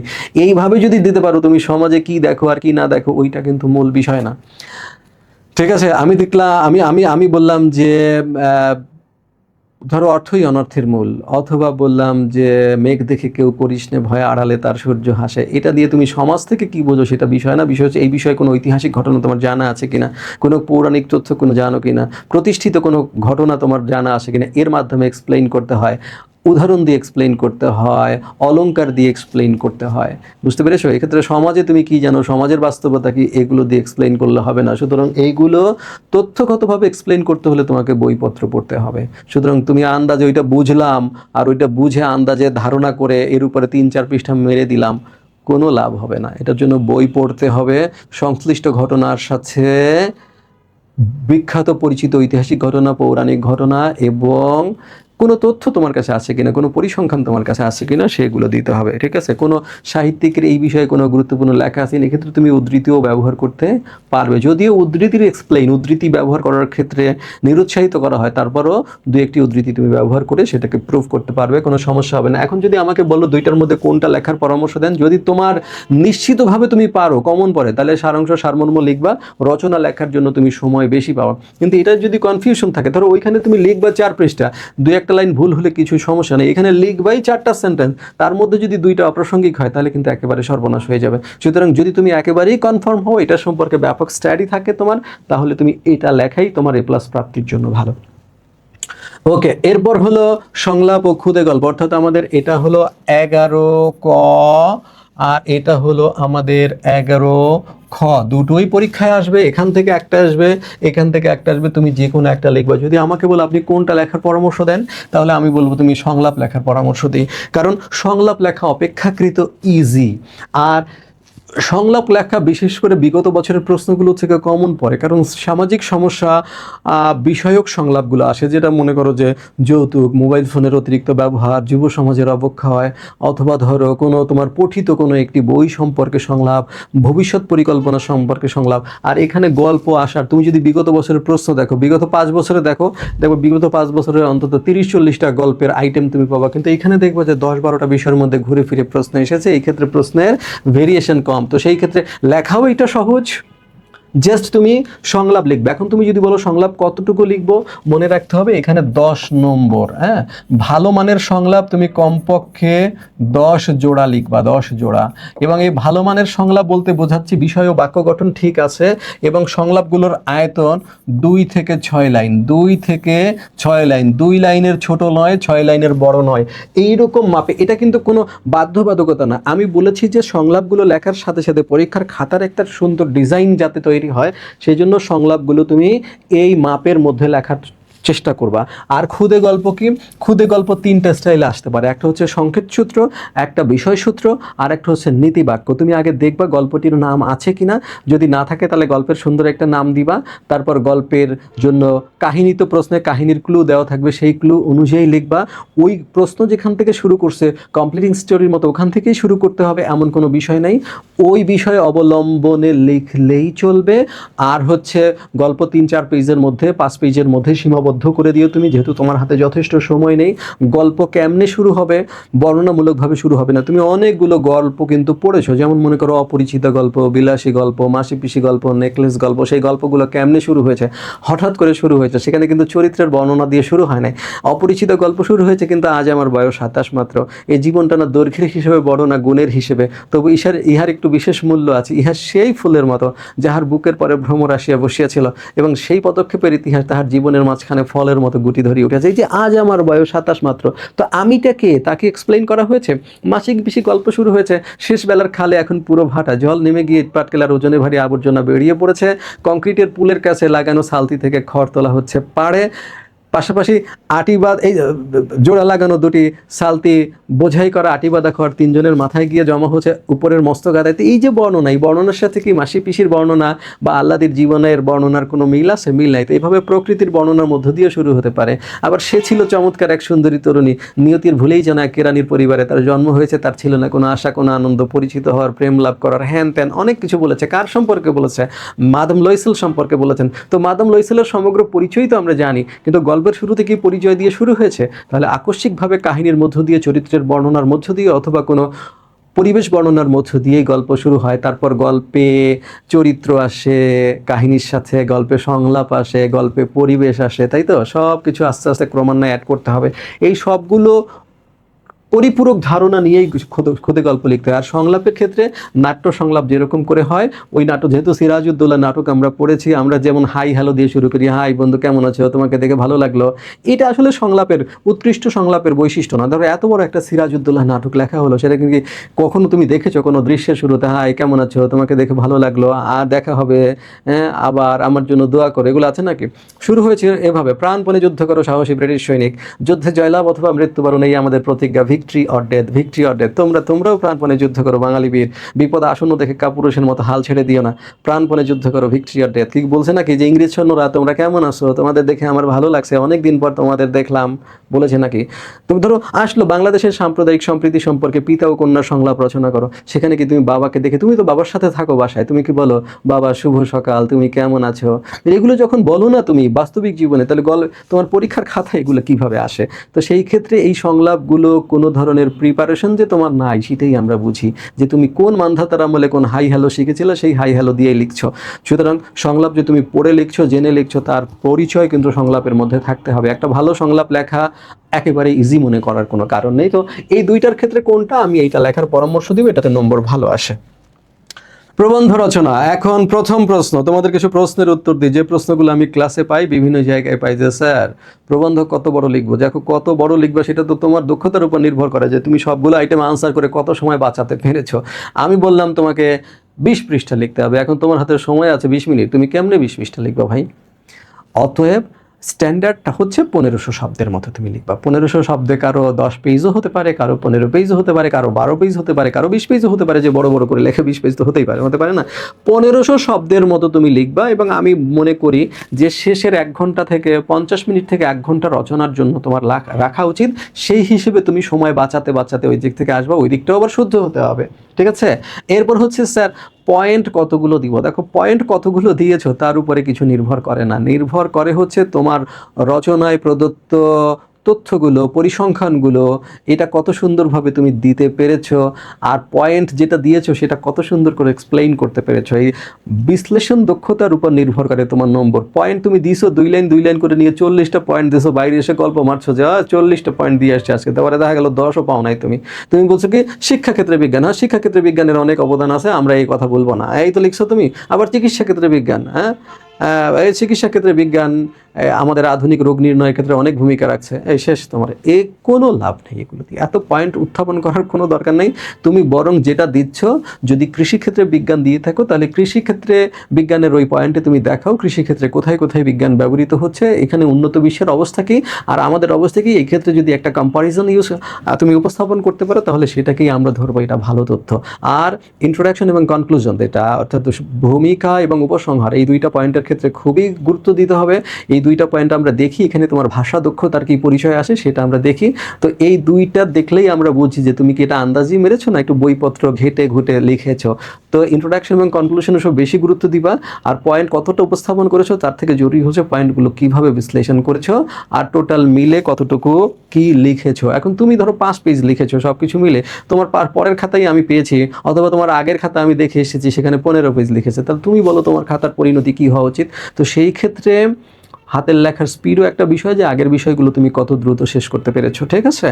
আর আমার কাছে, আমি কিন্তু এই কথা বলবো না যে এর মধ্যে শতভাগ আসবে, আমার মন বলছে যে এগুলো রচনা এবার গুরুত্বপূর্ণ, ঠিক আছে? এবার গুরুত্বপূর্ণ। বিগত বছরের প্রশ্ন বিশ্লেষণ এবং টেস্ট পেপার দেখে আমার যেটা মনে হলো যে এবার দেশকালের পরিপ্রেক্ষিতে আমার কাছে এই রচনাগুলো গুরুত্বপূর্ণ মনে হয়েছে। তোমার যদি এর চেয়ে ভালো কোনো সাজেশন থাকে তুমি সেটা নিশ্চয়ই পড়বা, তবে আমি তোমাকে বলবো যেহেতু তুমি এই ক্লাসটা দেখছো, আমি তোমাকে পরামর্শ দিব যে তুমি এই রচনাগুলো একবার হলেও একটু ভালো করে দেখে যাও।